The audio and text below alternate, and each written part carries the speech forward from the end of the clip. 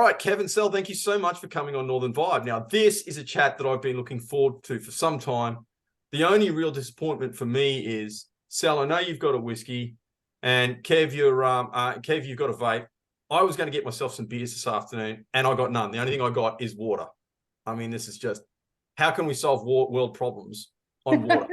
No, as I said, I'm like, it's Saturday afternoon, whiskey time. Like, sometimes I sit there and I'm just like watching the clock. I'm like, tick over, tick over. Yeah. But so look, just to give some really brief background for listeners, Sal was Sal is involved in human rights court case. I'll get Sal to fully explain all that.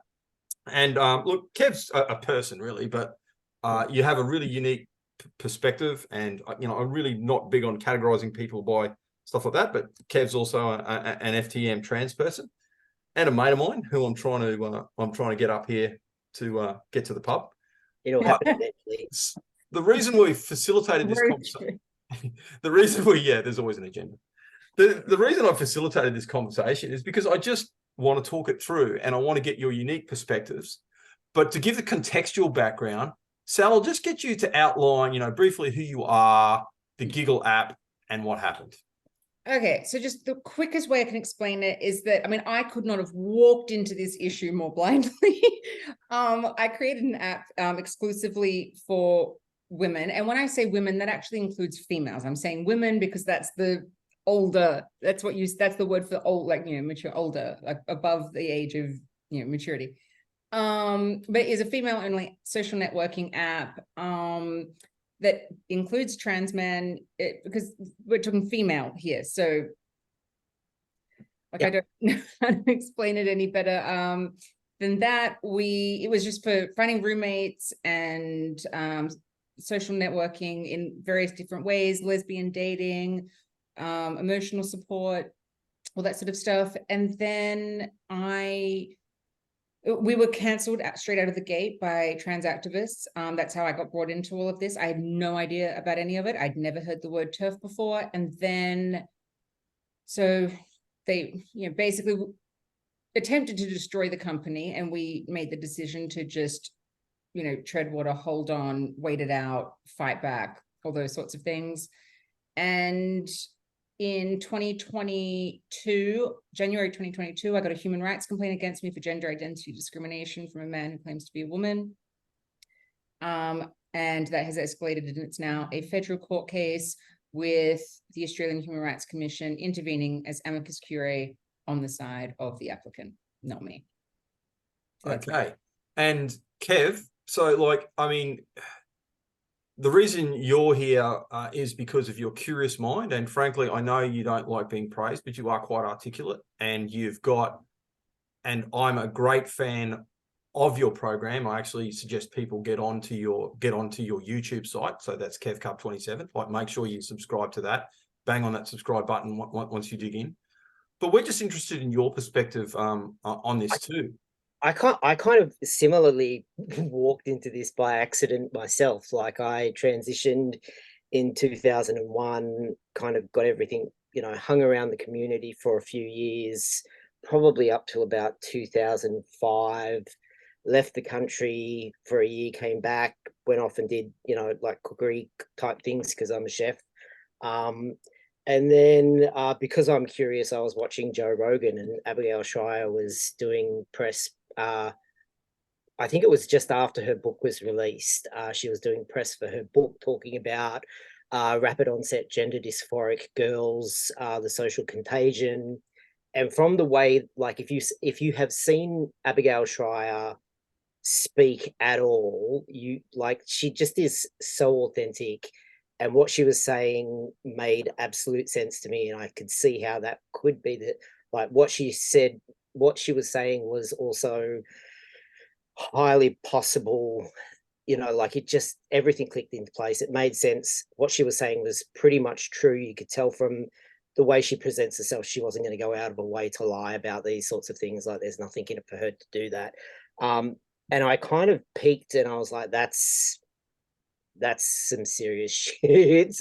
And then the next episode that I watched after that was Deborah So, who is a sexologist, talking about the same issue. After that, I jumped on Twitter to find out what the fuck had changed, and spent the next couple of months being told that I needed to educate myself on trans issues, and that I was, basically a TERF and a Nazi and a bigot, and I was anti-trans and blah, blah, blah, blah, blah, blah, blah, blah. Do you feel like you've educated yourself enough Yeah, now? pretty much. It's weird because like 2003-ish, I kind of read Patrick Califia's Sex Change book, which was meant to be a history of this history, and there were bits of queer theory kind of inserted into that book, and it was so nonsense. Like, it was just like, this is ridiculous, no one's ever going to take this seriously. Like, you skip forward, like, you don't even bother reading it, you just skip forward a few pages, close the book, put it aside, and then never think of it again, because you're like, that's just batshit, no one's ever going to take that seriously. And then on Twitter, as I was coming onto Twitter, I realized, oh, everybody's taking it seriously. Not only Twitter, I will tell you right now, the Australian Human Rights Commission takes it seriously. Yeah.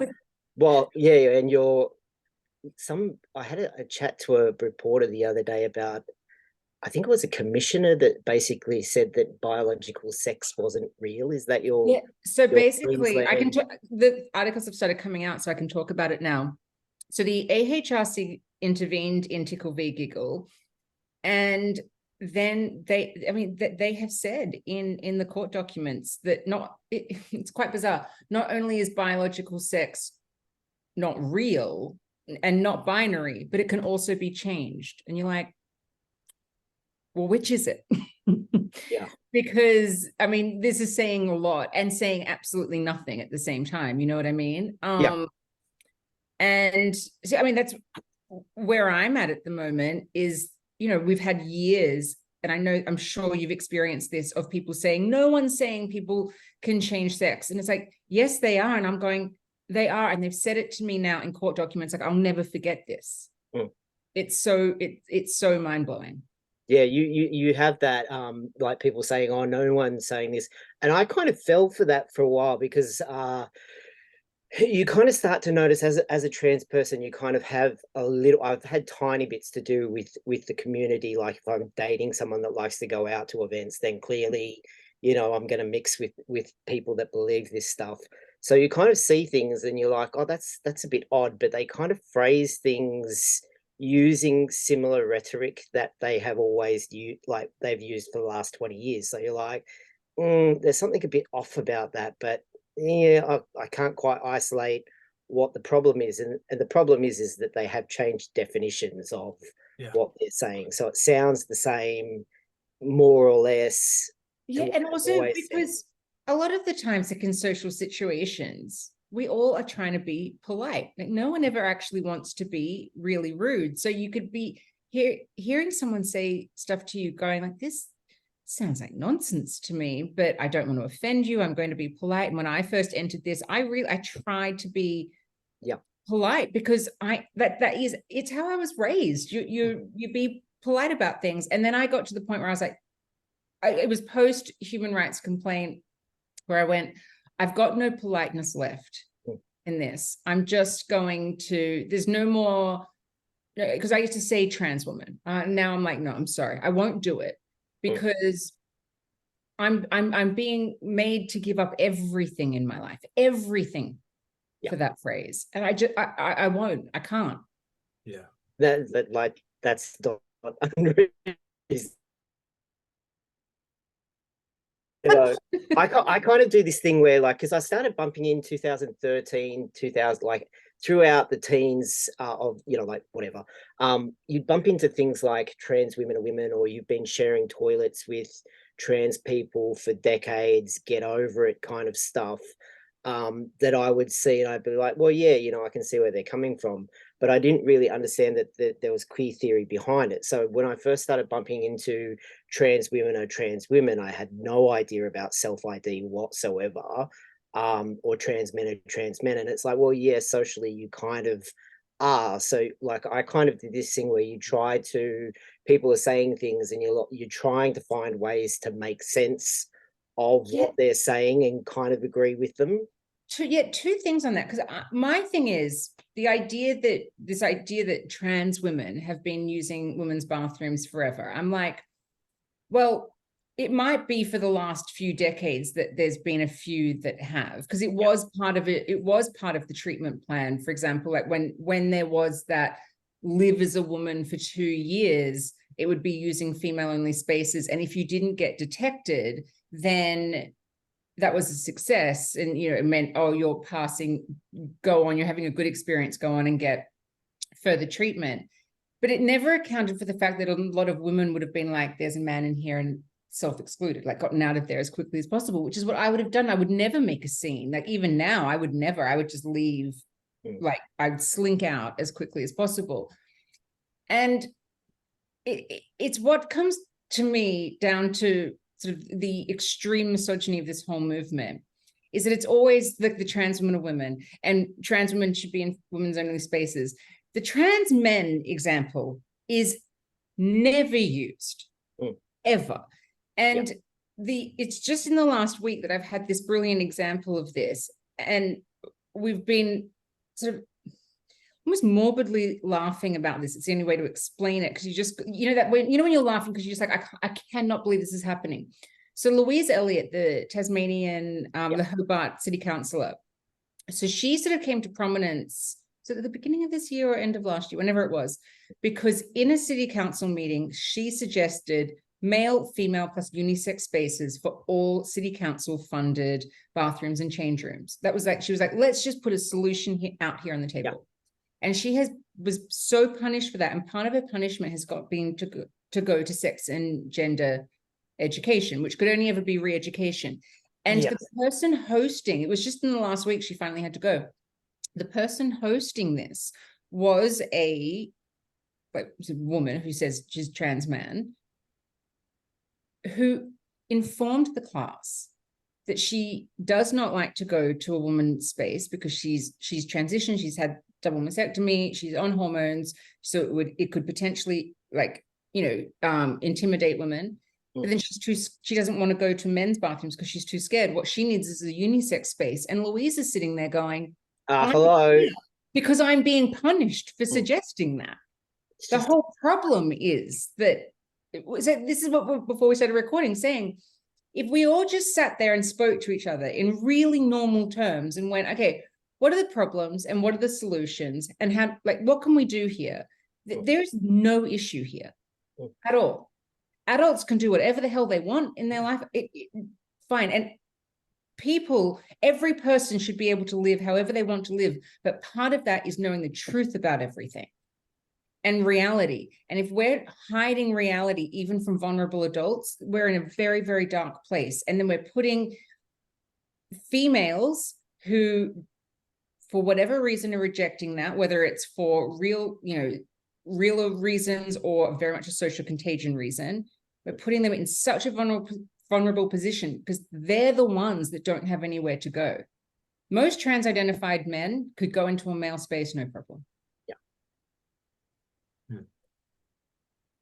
I probably would accept that. Like if I just saw a guy, I'd be like, well, you're not going to the ladies. Yeah. You can totally come into here. I really don't want to interrupt this flow of the conversation because it's so good.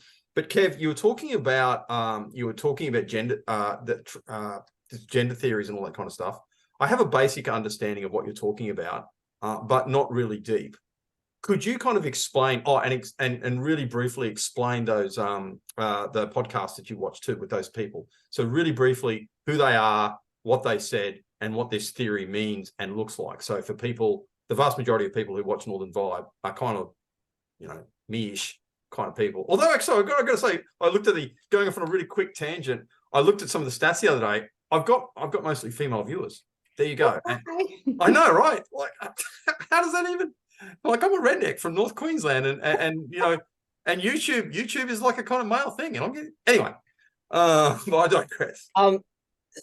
Oh God, where to even start? It is basically held together with duct tape and string.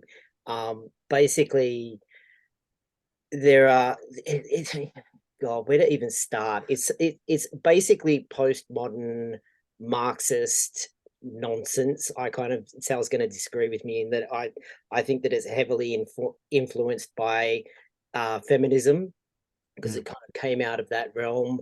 Well, we should talk about that later, because Yeah. So there's kind of the Hirschfeld stuff in Germany in the turn of the century, where transsexual people started coming to this sexological clinic, presenting with this problem, is where I kind of start to be aware of it. There are cross-dressers. There are cross-dressers that were in the aristocracy that populate, like, that kind of pepper throughout history. But the first I'm kind of aware of it is like homosexuality is a term invented just before the turn of the I always get the centuries mixed up, but the 1900s. Before the turn of the 20 to like go into the 20th century. Yeah. And because there's about, from my understanding, because I've watched that Abigail Schreier Joe Rogan thing, because before I started speaking out, I listened to everything and read everything I could. And that podcast with her on Joe Rogan was one of the ones I played on repeat. Because she's got it. Minded. She's so careful. She's too fair-minded. It's so obvious. Like that. At this point, I'm like, one trans person in a school is a unicorn. Yeah. 2 is an impossibility. I'm sorry, but it just is impossible. No, so if you have 3 or 4 or 5 or 6 in the class, there's nothing else it can be. It's social contagion, without a doubt. And she says there's like 100-year diagnostic history on gender dysphoria, and it was males. Yeah. And basically, and I mean, the data was in, a lot grew out of it post puberty. There was there'd be sort of, I can't remember the percentage, but like let's even say like 80%, which I think is like between 60 and 90 something percent. Yeah, it's like there are 11 studies. Yeah, and then even when you get to the percentages who would even transition, because some people would leave, like, don't get me wrong, lead horrible lives. To be in that sort of distress where you feel like you're in the wrong body, I mean, I can't even fathom. That must be horrible to feel that way. But they'd done the studies on this and sort of went, well, there's this one natural approach that works, which is rare with something fixing itself naturally. It's really, really rare. And then there was sort of this little group left over where it didn't work. And then in the 21st century, about 10 years ago, there was just this explosion of young girls, which is unlike anything anyone's ever seen before. Yeah. So yeah, queer theory is kind of a mismatch of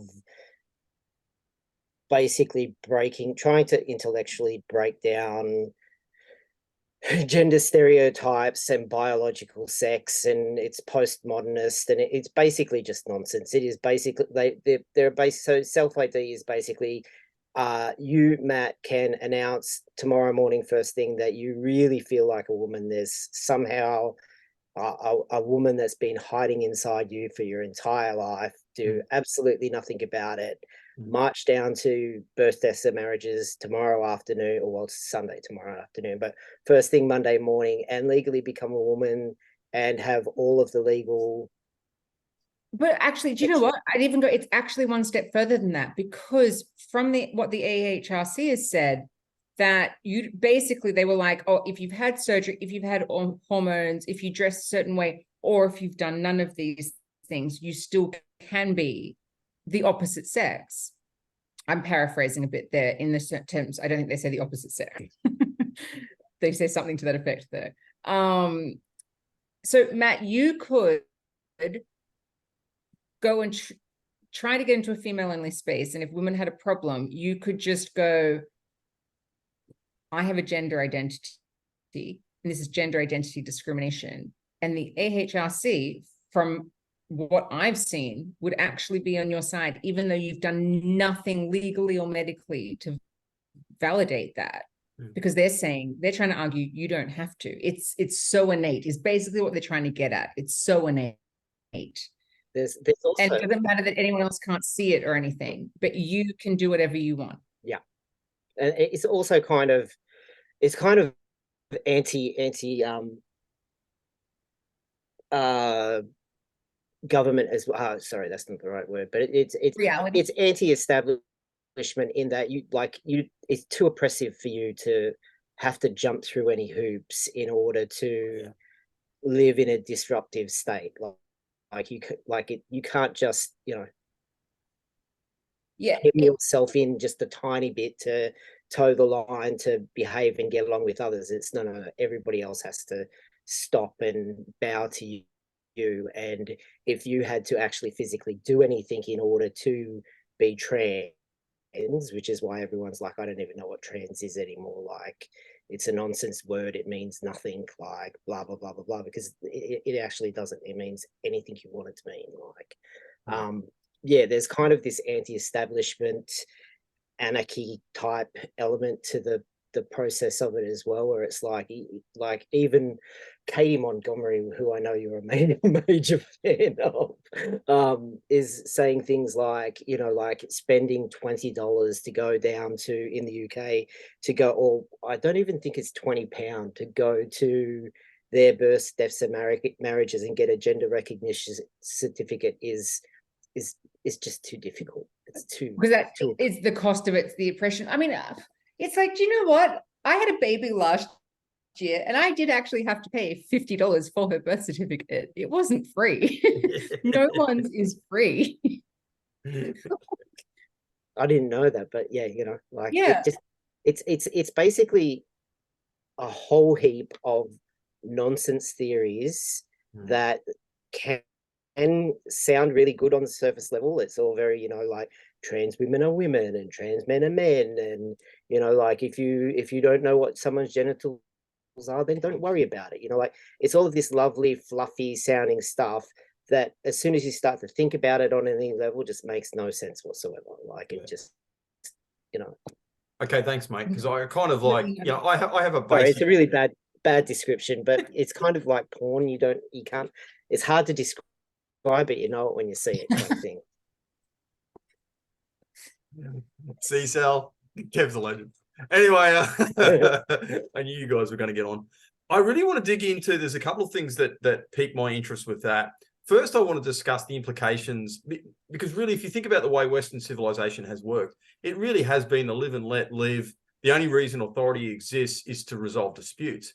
And I'm not as familiar with the actual mechanisms of government as I should be, but being a former law enforcement officer and being a current bureaucrat, actually, I'll speak in the law enforcement capacity, because that's something I kind of do know a bit about, and I know how to ensure people get on in a fractious community, because I was the officer in charge of an Indigenous community up in the Cape, and I've worked in a lot of Indigenous communities, and with tribal tensions and clan tensions and everything else. Believe me, a lot of those places are genuine powder kegs.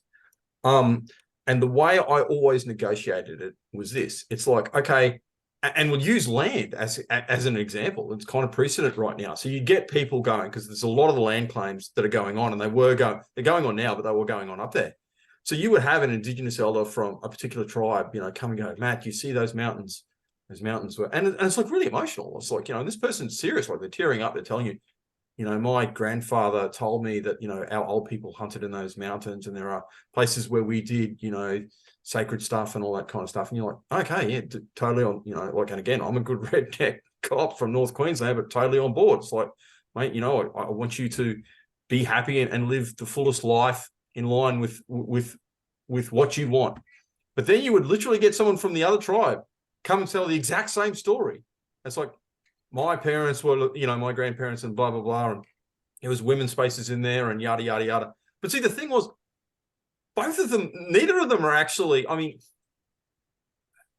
how, the word of mouth being passed down. Well, we don't know how, but to the best of their knowledge, neither of those people were lying.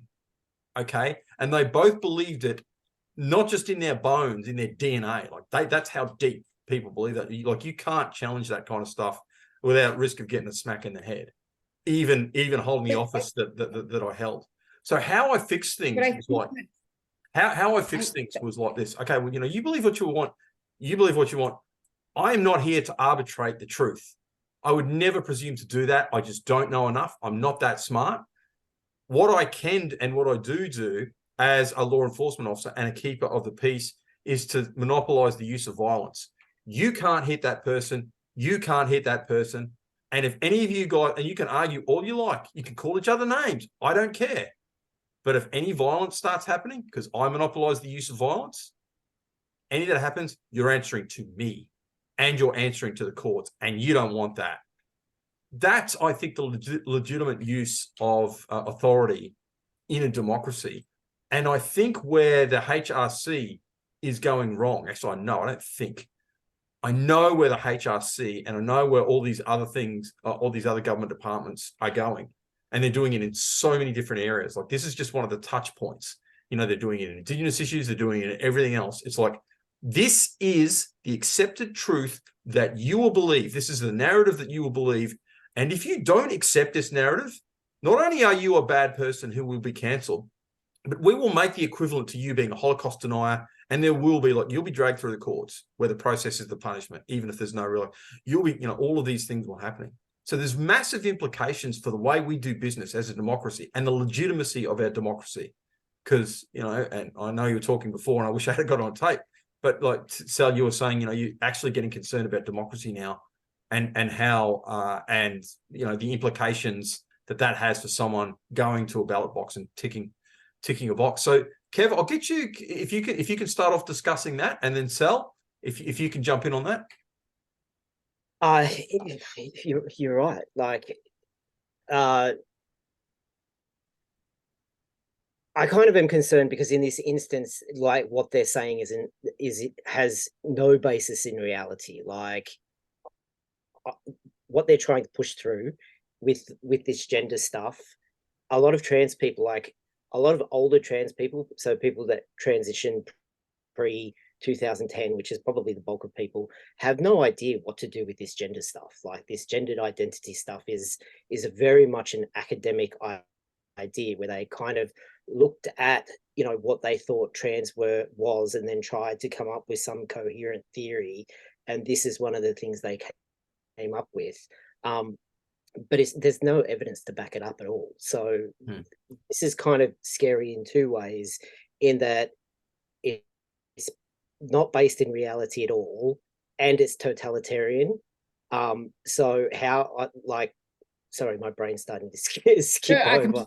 completely and utterly agree with you. And I think, like, Matt, you hit the nail on the head. Like, when if you've got two different tribes, like, you know, warring over something, but you know, one might be telling the truth more, but it is ultimately subjective. You're in a situation where there isn't objective truth. We're not in that situation. There is utter objective truth here. I mean, no human being changes sex. Like, when I am dead and buried, you could dig up my bones. In 150 years, you won't be able to tell your skeleton from my skeleton. Like, exactly. Like, that is the reality of the situation. Even 100,000 years, we won't be able to. Like, I mean, like, we are talking like forever. That's just the reality. Like, and you know, in terms of these gender laws that have come in, we weren't consulted about any of them, not in any mainstream way. There's no discussion. No discussion. No. There was no discussion in the trans community either. Like, no, I am obviously for gay marriage, and I remember at the time when gay marriage, like, you know, it was going to the plebiscite, and I was like, why does it even have to go to a plebiscite at this point? And it's like, because that is actually democracy. Like, I still think, like, I was the same. I was like, why is I kind of am changing my position on gay marriage a bit. But I kind of was in a similar position in that, you know, like, I was a young lesbian, deeply monogamous, totally, like, interested in long-term, forever, happily ever after type stuff. So I was always going to, you know, do the gay marriage thing. I was a little bit ambivalent about the actual legal recognition at the time, and I wasn't quite sure why we couldn't just have, like civil unions or something like that. I wasn't really, I didn't have a dog in that. I'll tell you why I'm for gay marriage. And even I've heard the arguments of like, was it the beginning of changing definitions? First of all, no, is because gay marriage came in 2016 and gender identity came in 2013. So no, it was not the beginning. It was gender identity that did this, not gay marriage. But also, marriage is a man-made concept. It does evolve. We don't get sold as property anymore. The concept of marriage has changed over time. We can get divorced now. Even just the interaction of marriage is different. It's constantly evolving. What is a male and what is a female has not evolved. It just is. That we are the product of evolution, in fact. Like, this is it. Like, we're here in those terms. And so while you might have some social evolution on things, like there are some people who don't want to be or present as their sex, okay, that's fine. Then there needs to be protections specifically for those people. But those protections cannot be at the expense of other people. Like, if this whole discussion had been that we want to have protections for trans women and trans men, okay. Yeah. Fine.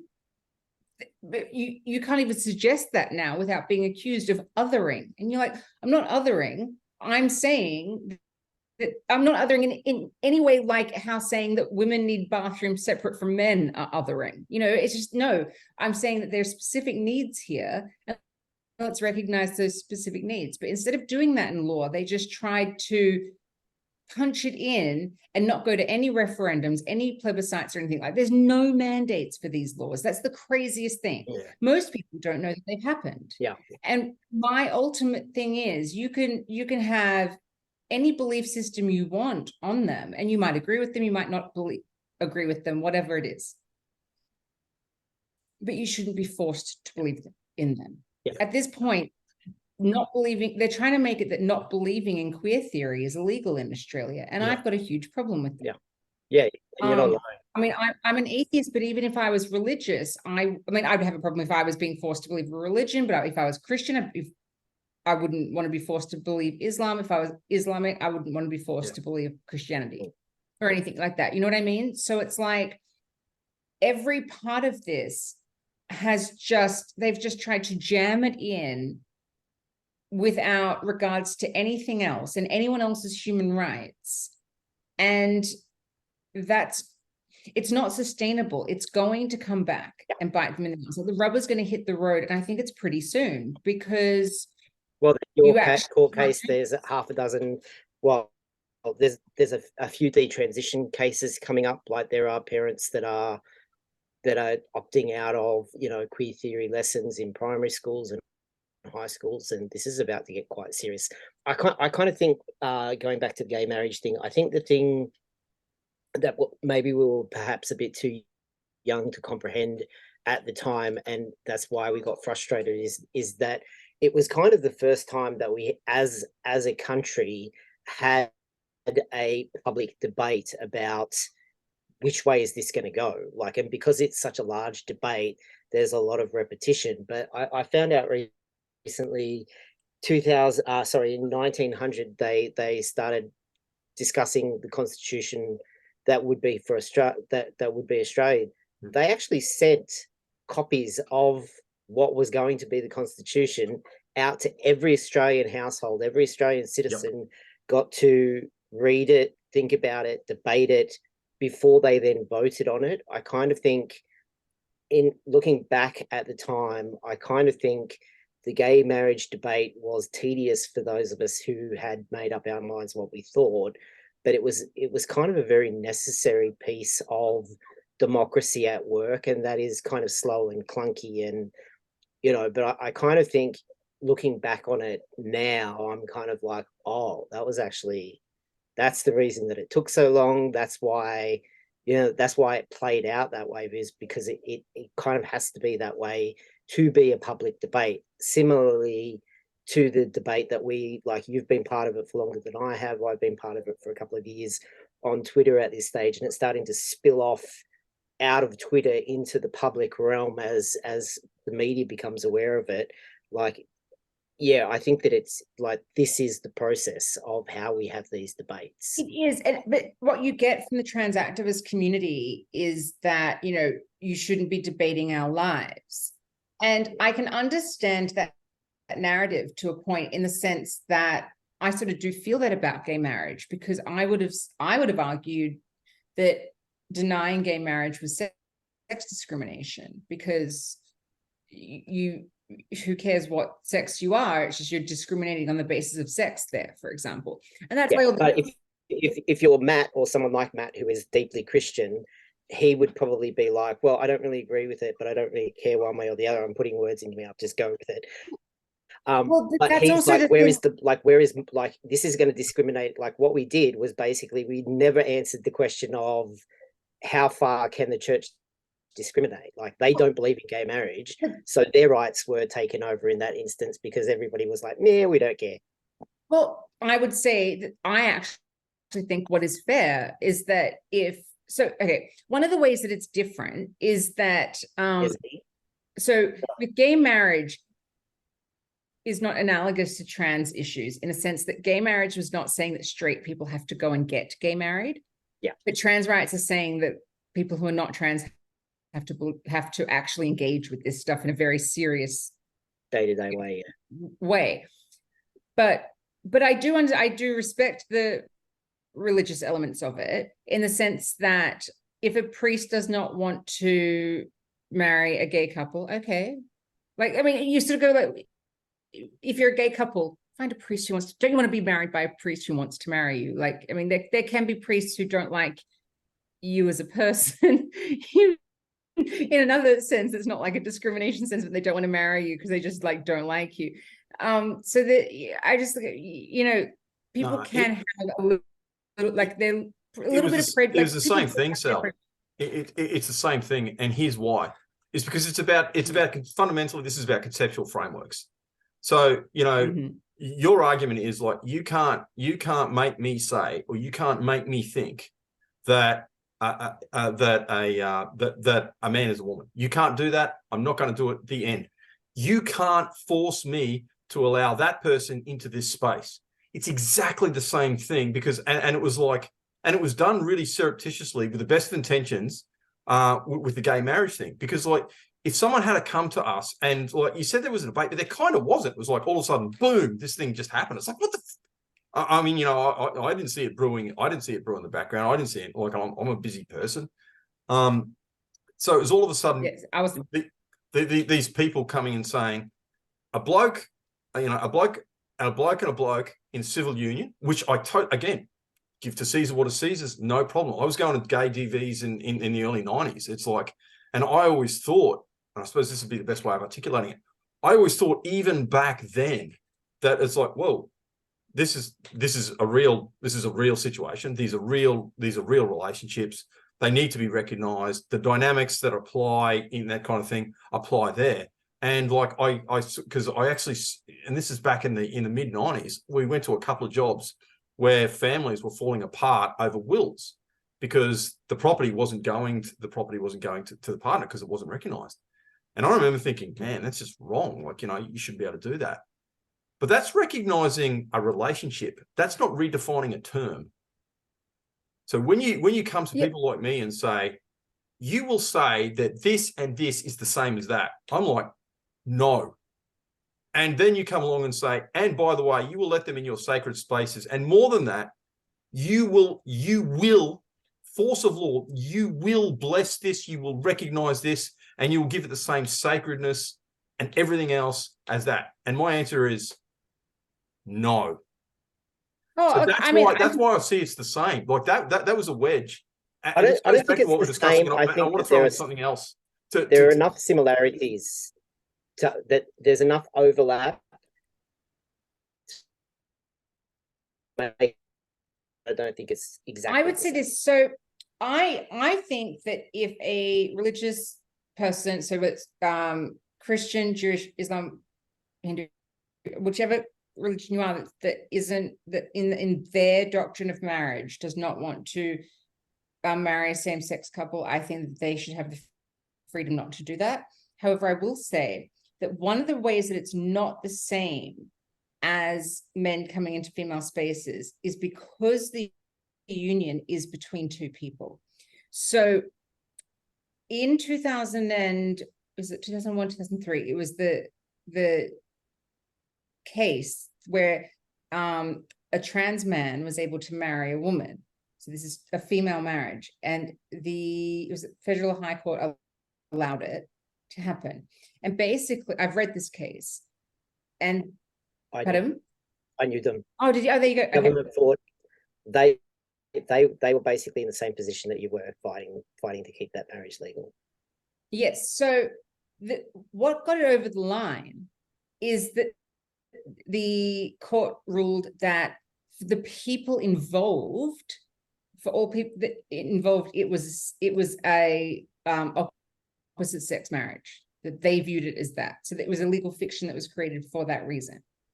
So but one of the issues is that sort of has spilled over, and let's not lose sight of the fact that happened before 15 years before gay marriage became legal. So which I actually think is a huge controversy.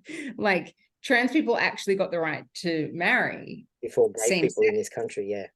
Before gay people did. Yeah. Such a forgotten more than a decade before. Almost like we're like 15, 16 years beforehand. Like a decent amount of time, almost a generation. But when you're comparing, like, you can't compare a marriage to a female space and say, because I think about it in the terms of my situation at the moment, is that I, as the founder and CEO of a female space, I cannot consent for all of those women that they all see a man as a woman.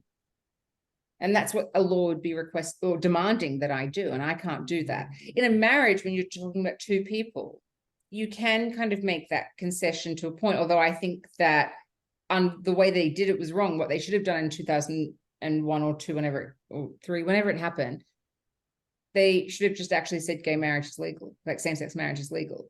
Like, they just did it wrong. It would have, you're right, but like I got a very different take than that. If they just had, again, because it comes down to conceptual frameworks and the definitions of words, if they had have just said, we're going to recognize this union and not use the word marriage, it wouldn't have been an issue. I promise that, reactionary Catholics like me, and I'm not, okay, like I'm not as religious as I want to be, Kev, or as you think I am. Like, I'm actually quite flattered that you think that, but I don't know, you're up my ass quite a lot. Dude, yeah, I know. I'm a dirtbag sinner, and I kind of like. So good. But anyway, but it's I had just said, mistake. Don't go for your life. Okay, if they had have just said civil union, that's it, no problem. I'd have gone, yeah, wouldn't have been an issue. Would not have been an issue. But to say no, it's a marriage, it's the same. It's like, no, it's not. That's a union between a man and a woman, because that's what a marriage is. And it's like, okay, Sal, you're right in so much as like definitions can kind of like evolve, but if they're not linked with reality, which is fundamentally what we're here to discuss, then there's a dissonance. Yeah, but I think that's my distinction, is I think that the definition of marriage, because it's a completely man-made concept, the definition can evolve and adapt to reality, where then it just goes, oh, like same-sex couples want to get married, then they can. Whereas when you're talking about the definitions of men and women, no, those two words cannot adapt, because these are beyond reality, like beyond language terms. Like, these are beyond human terms. Like, if we took out all language right now and we couldn't speak to each other anymore, we'd still know the difference between men and women. I mean, if you took out language, marriage would be over, but men and women would still be different. Yeah, no, marriage wouldn't be over, because, like, again, it's a recognition of reality. It's like, okay, because like what's happened historically in reality is like men and women have got together. Monogamy is the least worst form of union. Like, are there other forms? Like, yes. Like, do you have harems on, from both sides? Do you have all these matriarchal harems? Do you have like, yes. Do you have all these other things? The least were, but all of these things come down between a union between a man and a woman. All of them. Every single one of them. Like, they allow multiple ones and stuff like that, but we're still talking about the union of a man and woman. And that's a recognition of a biological reality. all we've done in linguistically is recognize something and categorized it and given it a name. We've named it. We haven't invented it. I understand what you're saying, but it's the concept of marriage that is the man-made concept, not the man and woman being part of it part. It's the marriage part that's man-made. I don't really understand. Like, don't get me wrong. Obviously, only a man and a woman can create a baby. Like, we understand I still that, don't understand what you mean when you're saying marriage. I think we're talking about different things. And this is an indication, incidentally, that the left and the postmodernists have done a great job, because we're... Yeah. No, I mean, exactly. Like, what do we all even mean by marriage? But like, obviously, like, in terms of monogamous couples, like continuing the human species, well, I mean, it doesn't have to be monogamous. I mean, only men and women procreating can continue the human species, because that's, I don't know, biological sex is inescapable. Australian Human Rights Commission. But like... It is funny though. Can I digress for 1 second? The fact that we're all discussing this, isn't it kind of funny? Like, I genuinely feel, no kidding, I kind of feel like the Joker. Like, part of me like is like, I'm scared and shocked that this is happening and there's a bunch of totalitarian weirdos. But oh my God, isn't it funny? Like, I kind of like, I just... No, you have to laugh at it all the time. And you also, like, it's just because look at us. Okay, so we're 3 people sitting here who basically, we agree on 99% of stuff. We are arguing the 1% of stuff. I mean, like, it's like, who gives a shit? Like, we all just have different opinions of how some things works, and having different opinions is totally fine. It's when facts are the things that are changed. And so when you it's when the authorities come and say, accept this. Yes. It's the use of authority. So it's not just the facts. It's not just the facts. Like, I don't want to sound like Pontius Pilate here, but like, the postmodernists, to a certain extent, have a point, because, you know, their argument really was that of Pontius Pilate. So there's no such thing as truth. There is only facts in the service, facts that can be put together in a narrative in the service of power. Fundamentally, that was Pilate's argument. And like, yes, true.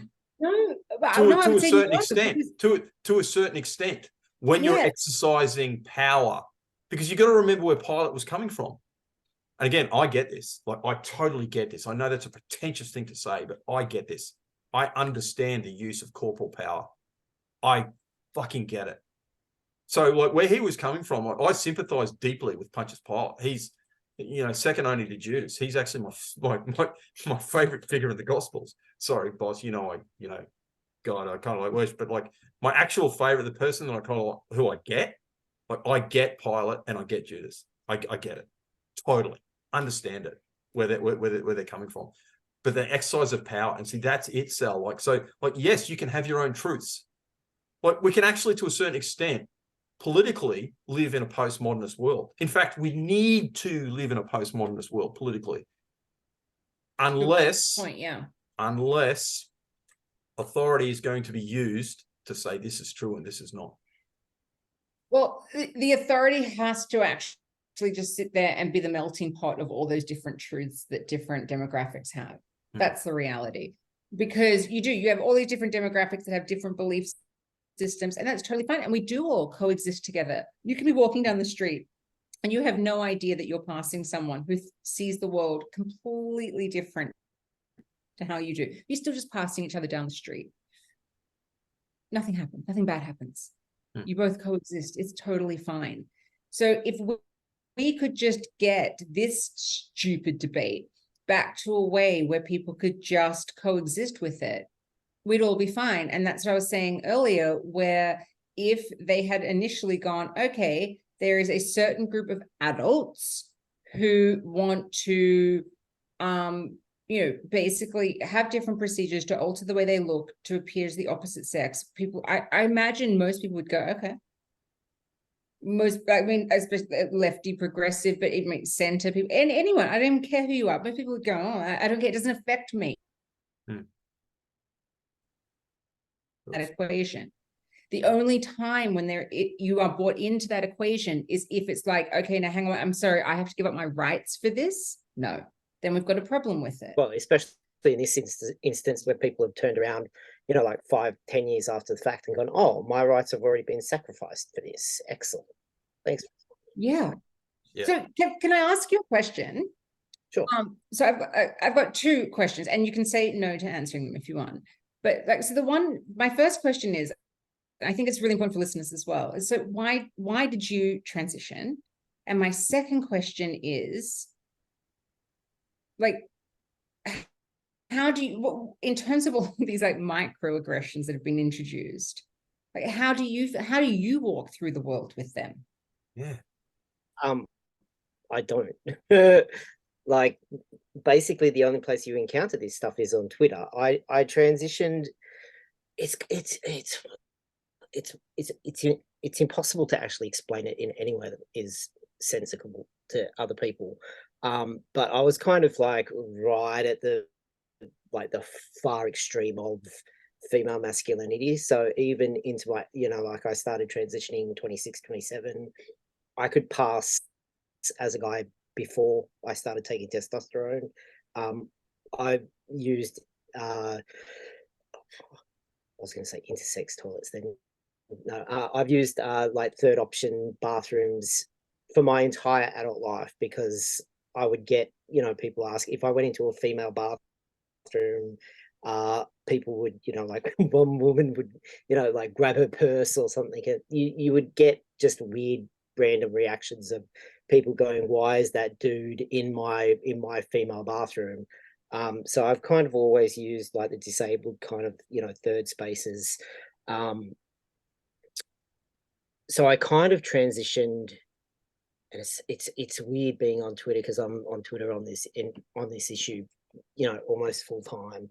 But you get people going, you transitioned, you must think this, you're trans, so therefore you think that you're a man, or blah blah blah blah blah. There's like, people are understandably and rightly very angry, and they're kind of throwing shit around to see what sticks, because that's what they've been told to believe. But I kind of transitioned because I was already like, it kind of helped me make sense of myself in a number of ways.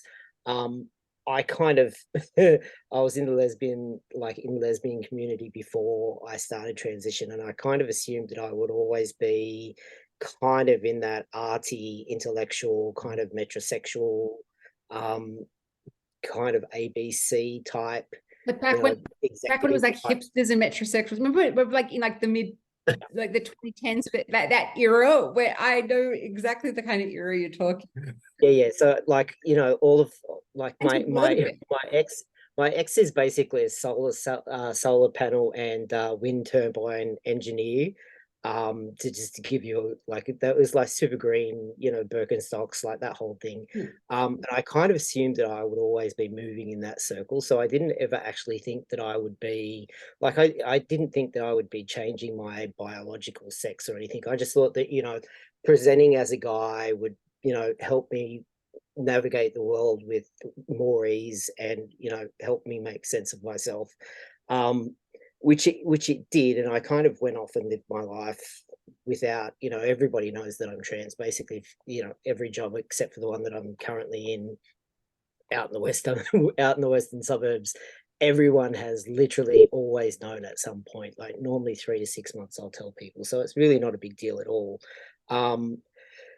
But yeah, like, in terms of negotiating the politics of this exists in the youth culture and PR, and that's it. Like, social media, PR, that's it. Like, you don't bump into this anywhere else. It's starting to kind of, it seems like it, because it's kind of instituted at the bureaucracy level, it's starting to kind of filter down now. Yeah. And it's well entrenched. I've been like looking at Victoria curriculum and stuff like that for AWW. Like, can I ask a question? Do you ever Yeah.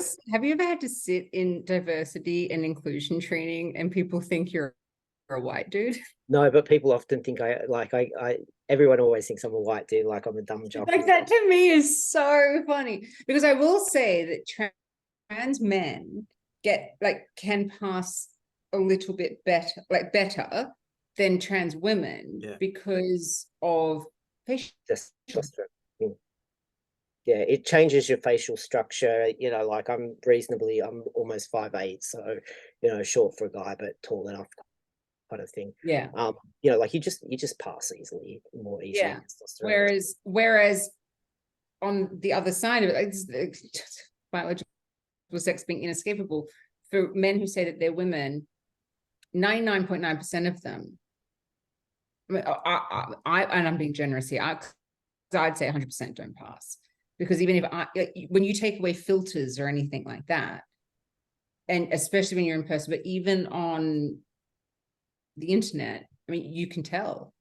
And because of the social contagion on the other side of the sex and in the male way, because you've got the rapid onset gender dysphoria that's happening to young girls, but on the other side, this is sort of middle-aged men, it seems to be this emerging category. And most of them don't do a hell of a lot. It's just the outfits and maybe some boobs.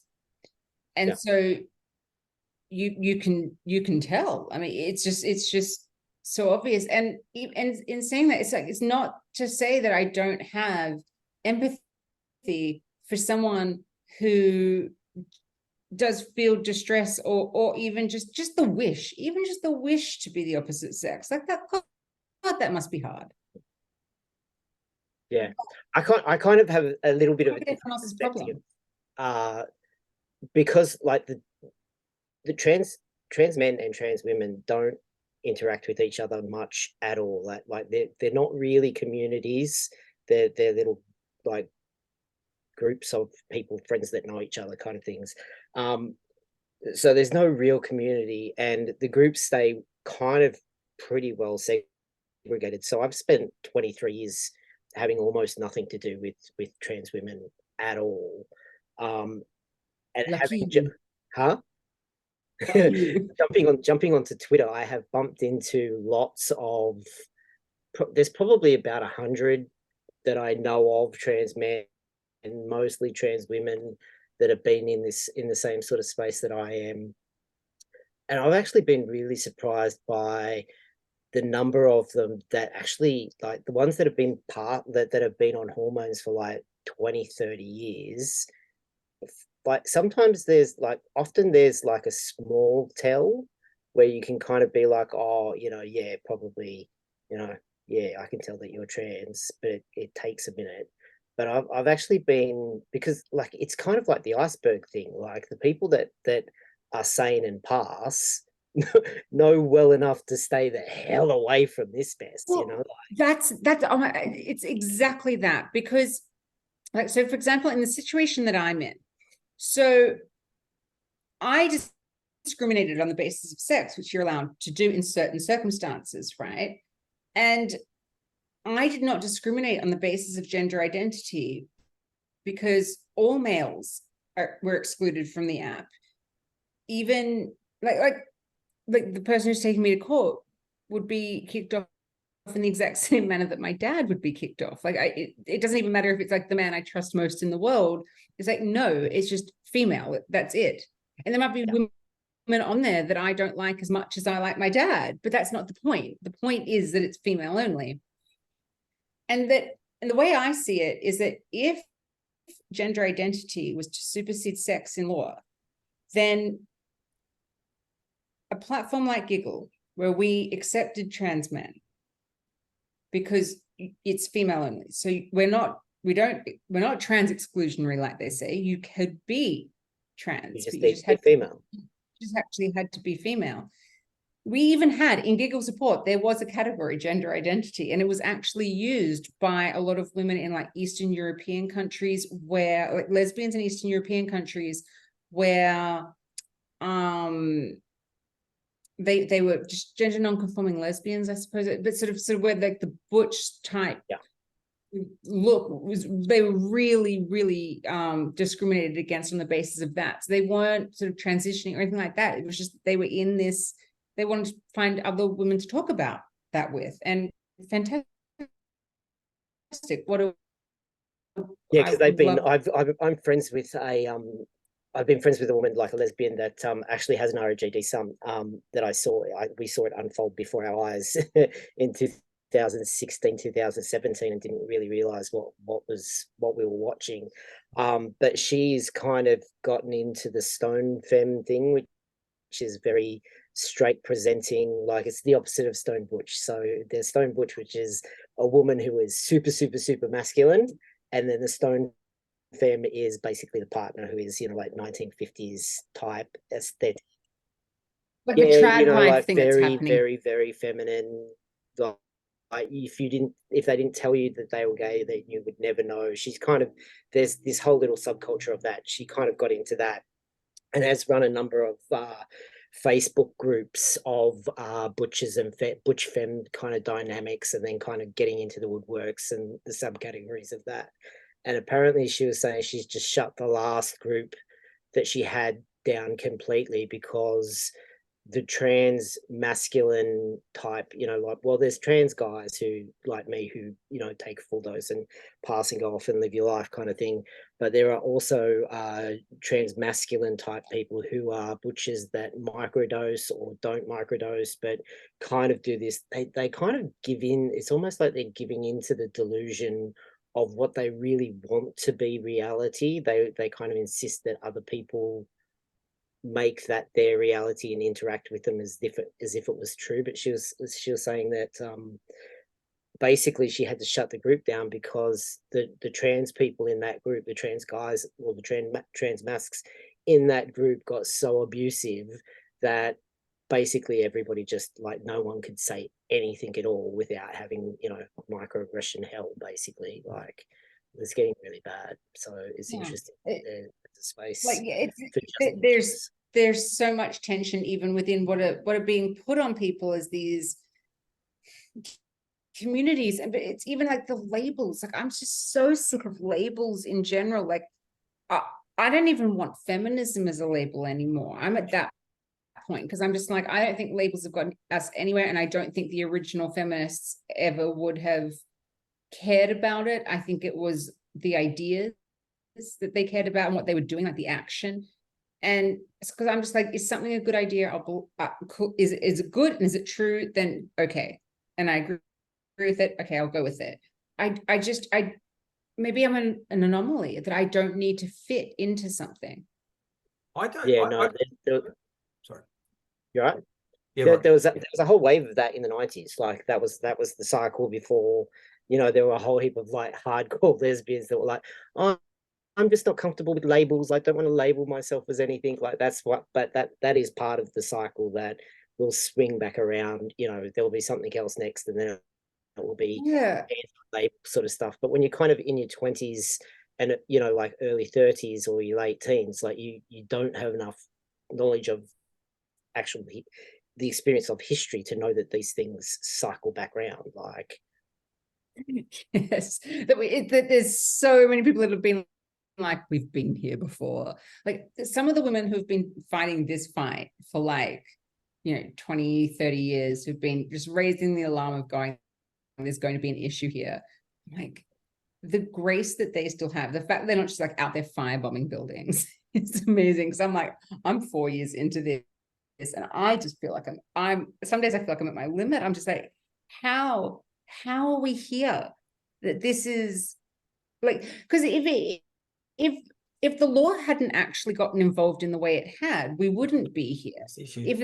If it was just letting people just live their lives actually in a free society, it would be fine.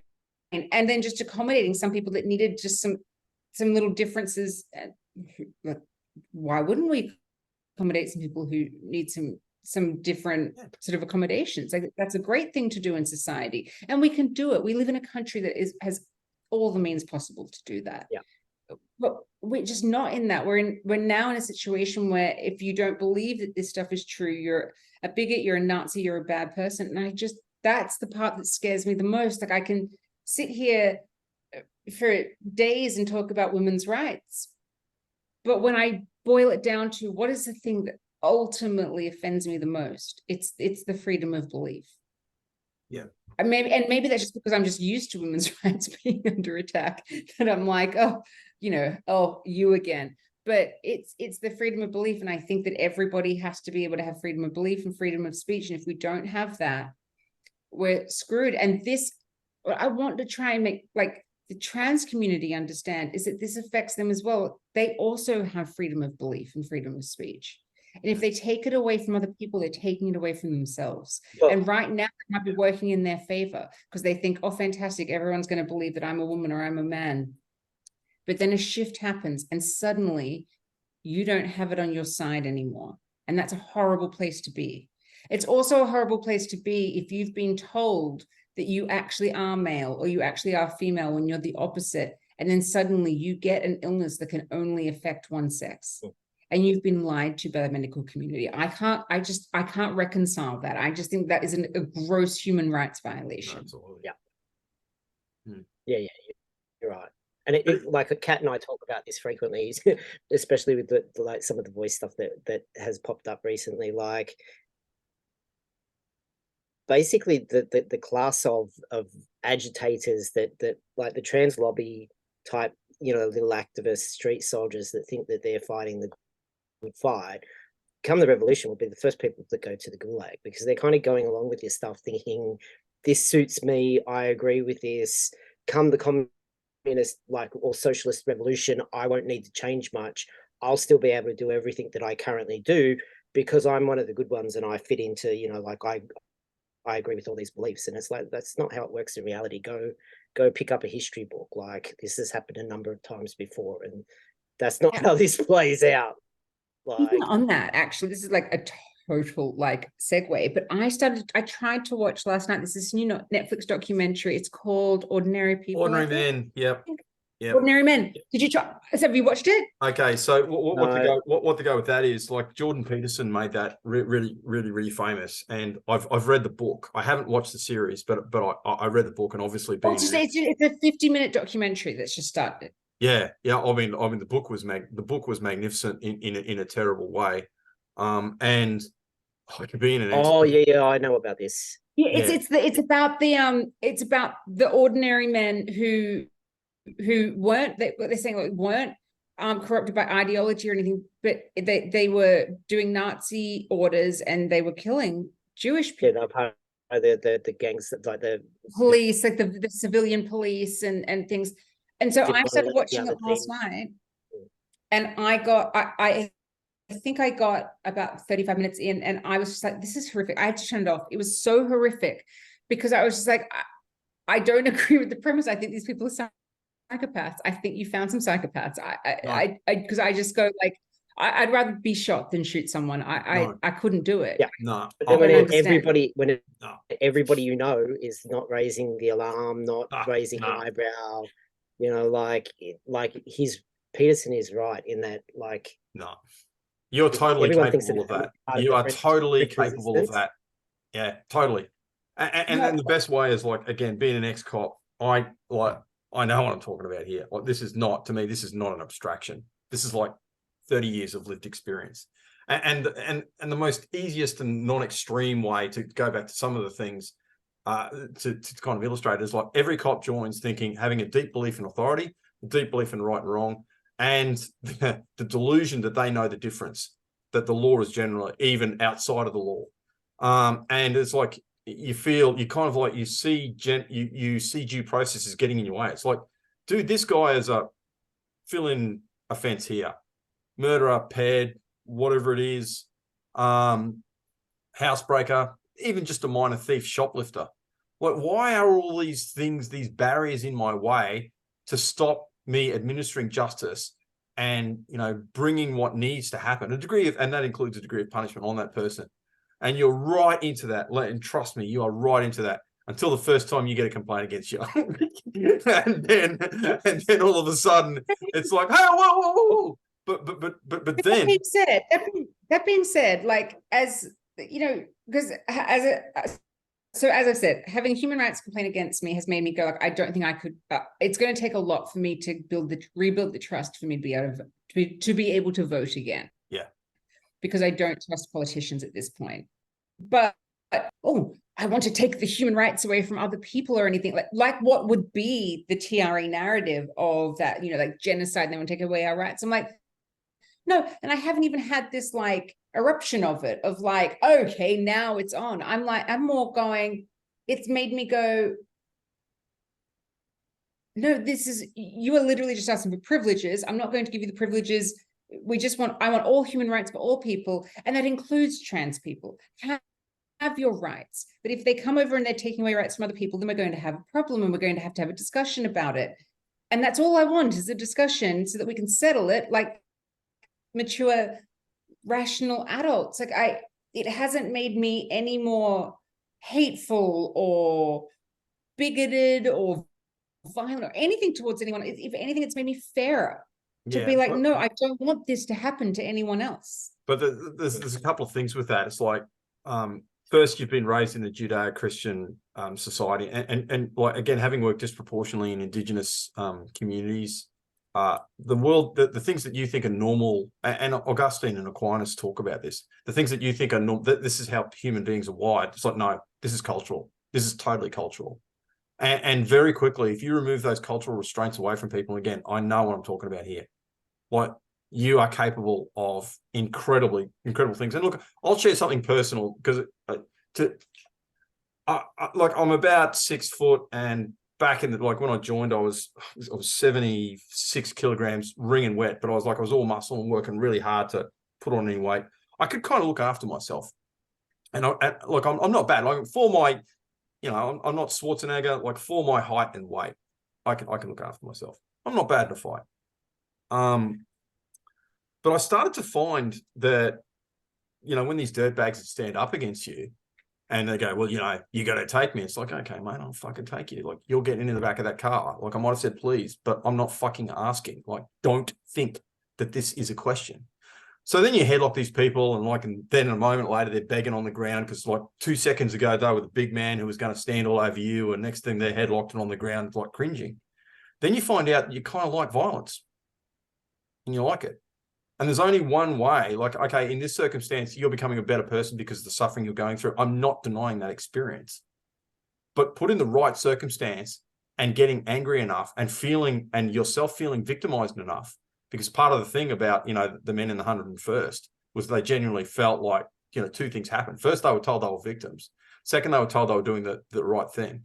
And third thing that they just got immersed in this thing and they kind of started to like it. It's like, mate, I started to like violence.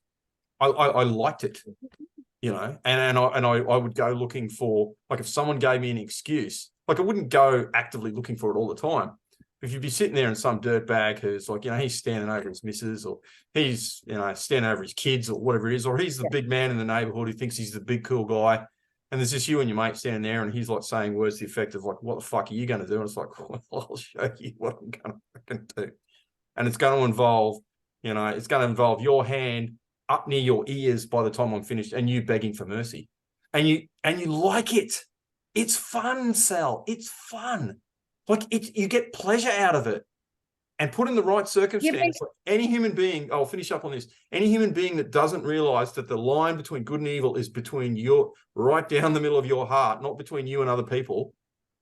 And that's your strength. I think your redeeming strength is, to a certain degree, you're realizing that, hang on, there's a shared humanity here. And again, that's a Judeo-Christian idea. It really is. Like, trust me on that one. It kind of is. I mean, we can discuss it, but I lived in Outer Mongolia. They don't have it. I lived in China. Trust me, they don't have it. You've got that idea that perhaps that shared humanity and the idea of good and evil runs down between your heart. That's the only thing that redeems you and saves you and stops you from going that far.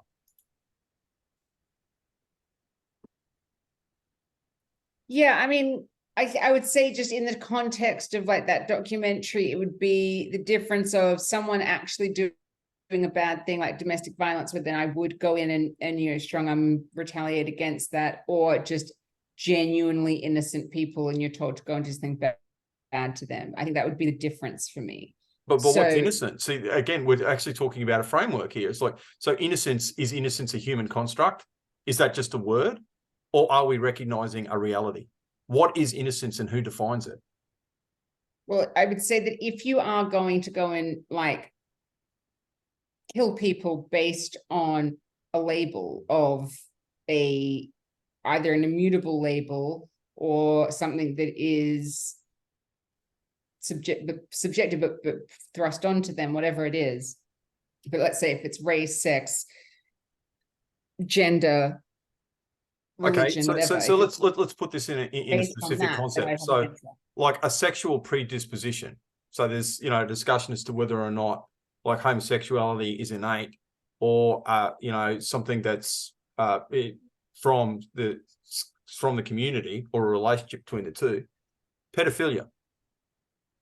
Like it's not the same. It's not the same category for complete. No, it's not the same. But like, is this an innate trait?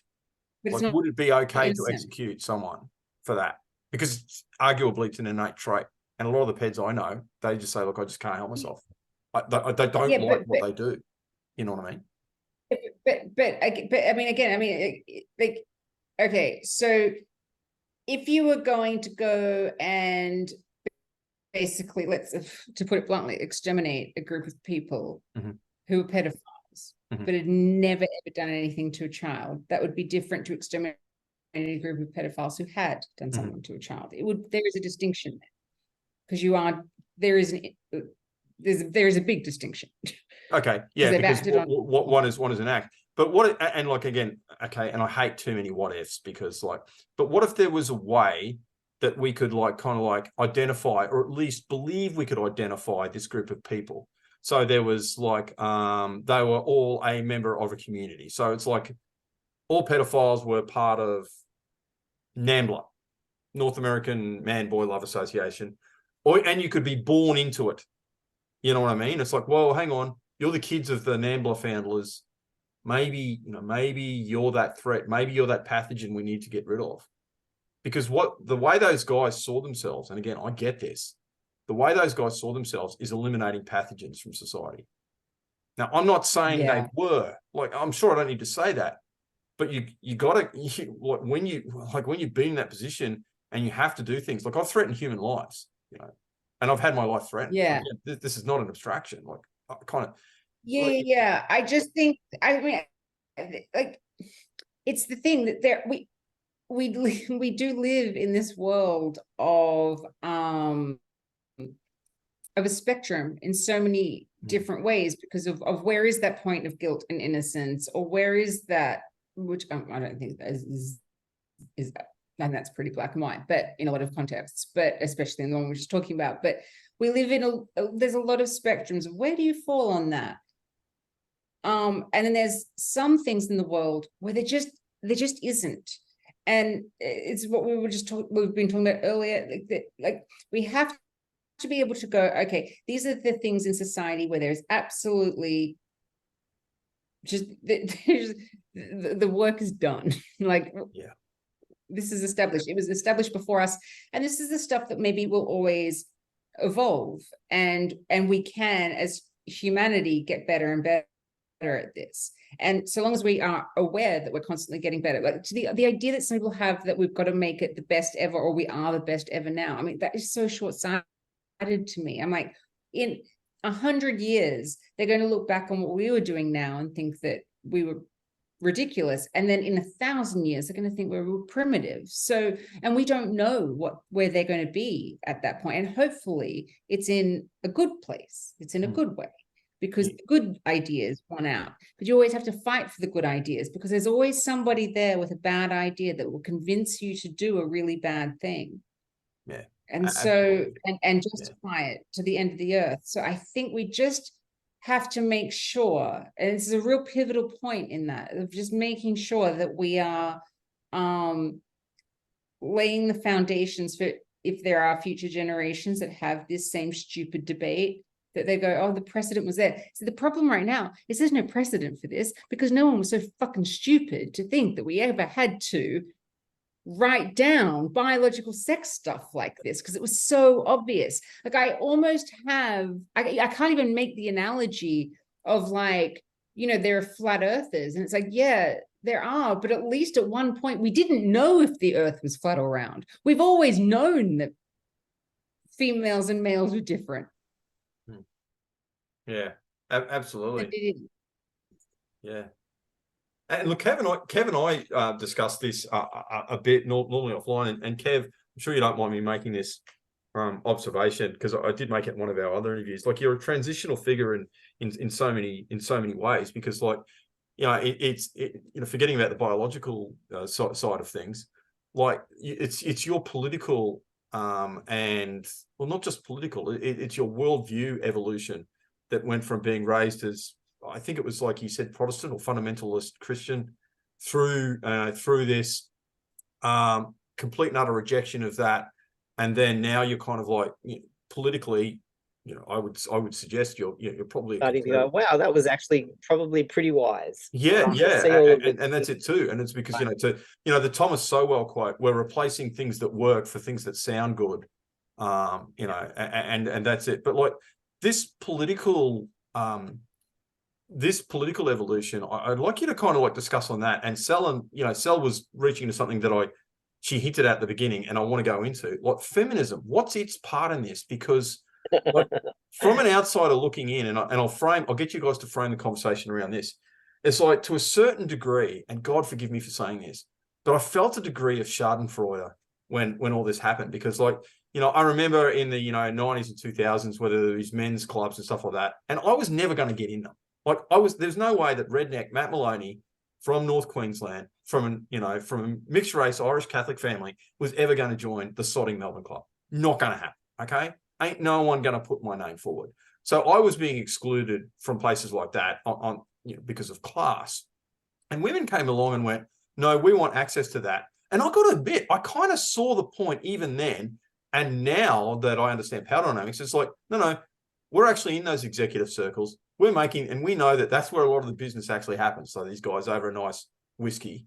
So I kind of like, I'm like, because they were breaking down barriers, and they were changing definitely. There are two different mindsets. So there is, and I check in on Sal on Twitter on probably every 3 or 4 months, just to see where you're at, because, you know, let's face it, you're in an extreme position. You're under attack. You just had, like, your baby's probably about 1 now. Like, this exactly is 14 months today. Yeah. Oh wow. Yeah. Congratulations. You know, like, this has been thrust upon you, in, like, and Kat D's similarly, when she was running, she was under literal attack. So because you've got to remember, with Kath, she was not running on this issue at all. She was running on, like, small business or something like that. Like, it was a Samantha Maiden at news.com.au went, oh, look, she said this in her tweets, and what Kat said in her tweets was right. Like, yeah, so, you know, like, sorry, I just, well, we're under sort of so duress. like, your position is kind of, can be like, understandably, like, a bit extreme, because you're under like, I can't fathom the amount of pressure, like, not to say that what you're saying is extreme, but just the pressure cooker that is your life, and has been for the last however long, like, year, 18 months or so, like, I'm in year 4. and, you know, like, they just cancelled your Kickstarter again, which is, how many websites has done that now? Like, yeah, so we've been kicked off. So, well, we built our own crowdfunder for the court case, because we knew we'd get kicked off GoFundMe, which is really the only option we have in Australia. And so then Stripe kicked us off as the payment system for the one we built, and now Square has kicked us off. So we'll have a new one in the next few days, but they'll kick us off, I'm sure. I mean, I was just expected at this point.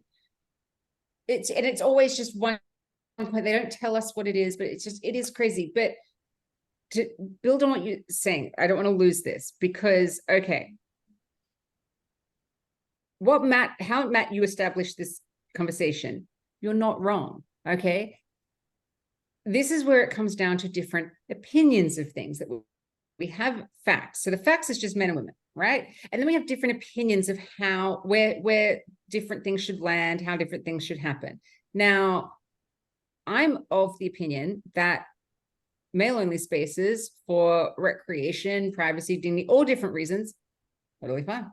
I don't have a problem. And I think some women did overstep the line with some of those things, because it's not cool. I think that their original things of what they were breaking down of some of them, where the male-only spaces were like government boardrooms. That was right. Yeah. But then did they go a bit too far? Yes, they did. And then do you have male-only spaces where, yeah, then you've got some men going, well, I'm never going to get in there anyway. Why can this woman get in there on the basis of sex, but I can't on the basis of class? I think that's a valid question.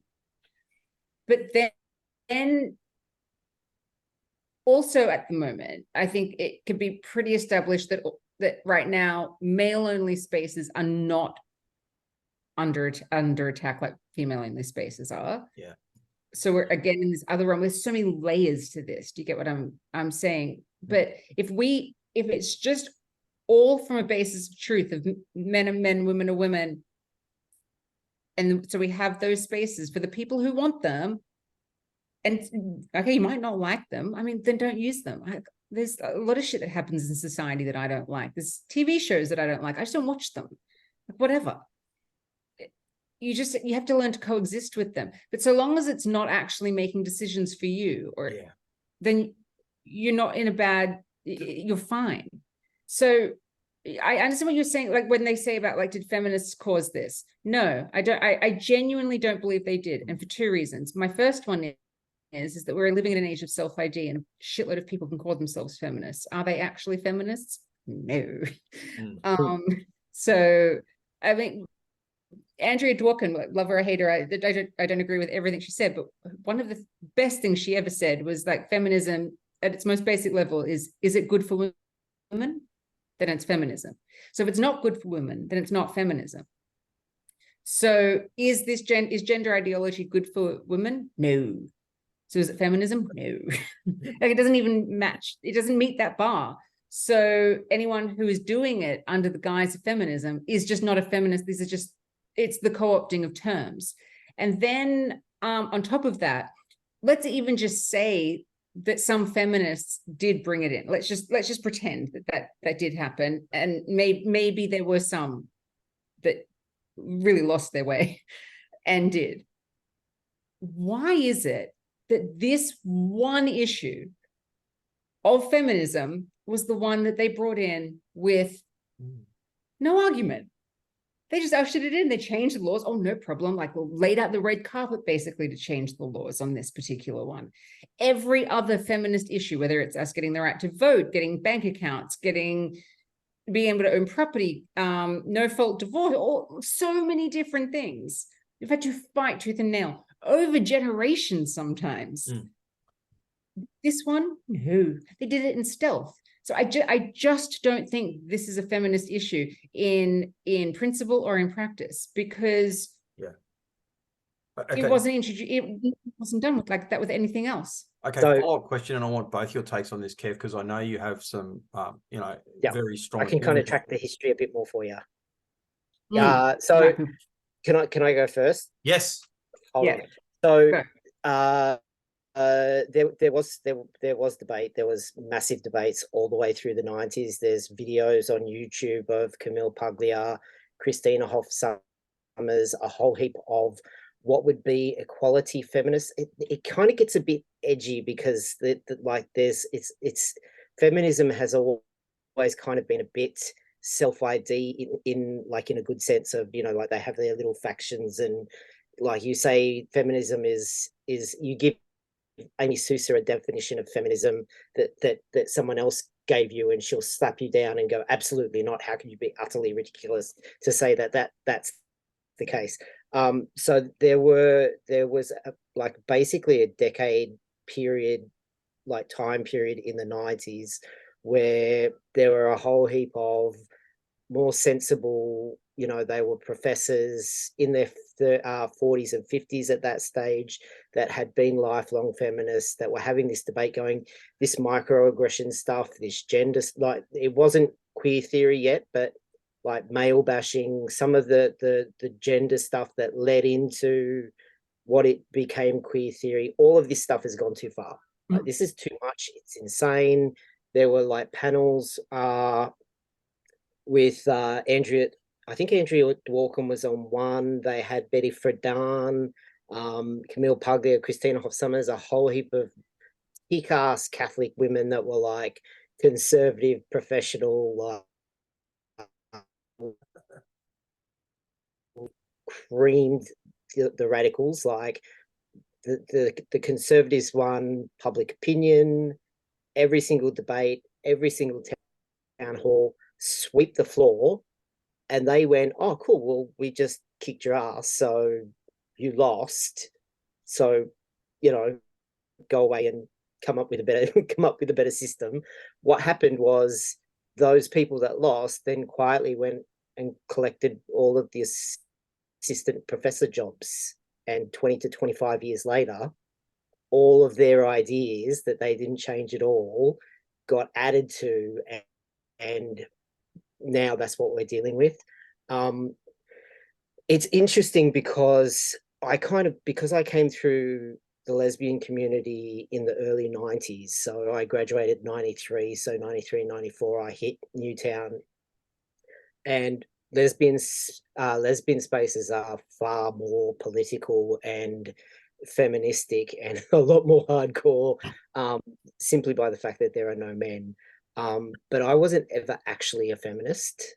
Like I was always a bit, you're a bit crazy, but like Alison, and like, because I was friends with a whole heap of people that did gender studies at Sydney Uni, I was kind of swimming in this pool. So there was a lot of stuff like, like back at that time, you couldn't say men are taller, you would get shouted down. If you said men are stronger, physically stronger, you would get schooled and kind of had words spat at you like, how could you be so stupid? Men have superior upper body strength. Women have superior lower body strength. The sexes are equal. There's no differences biologically between them. So when I came into this debate, it kind of, I thought I was going crazy for a while, because I was like, I lived through all of this cultural stuff where this was the orthodoxy of the time, that is really similar to like some of the stuff that I'm hearing now, but nobody is making the connection. I was talking to a few like older trans guys that had been radical feminists in the 70s and had kind of delved into it. And I've watched some Janice Fiamengo as well, who goes back and actually does the reading of, what happened at the notes of Seneca Falls, and like, actually doesn't interpret them through a feminist, this is what they mean lens, but this is what happened lens. So there's the Kinsey money thing, which is indefensible. Yeah. Around 69, 70, Kate Millett was a huge name. And there are a few men's rights activists that I know that say that she's probably the most influential feminist that has ever existed. She found John Money's research with David Reimer and put that into her senior thesis, which was then published as part of Sexual Politics. And that book reverberated through feminism writ large. Like it basically seems to have gone into all sorts of different avenues and realms and things like that. So blank slate feminism kind of in a number of ways paved the way for queer theory to pop up. It's kind of like it's related in a way that I can't quite pin down yet. But the difference is that there are people that are like, okay, so this is your fault, Schadenfreude, which I know Matt doesn't mean in the literal sense, where it's like, haha, suck it up, you did this, you get what you pay for, sort of stuff.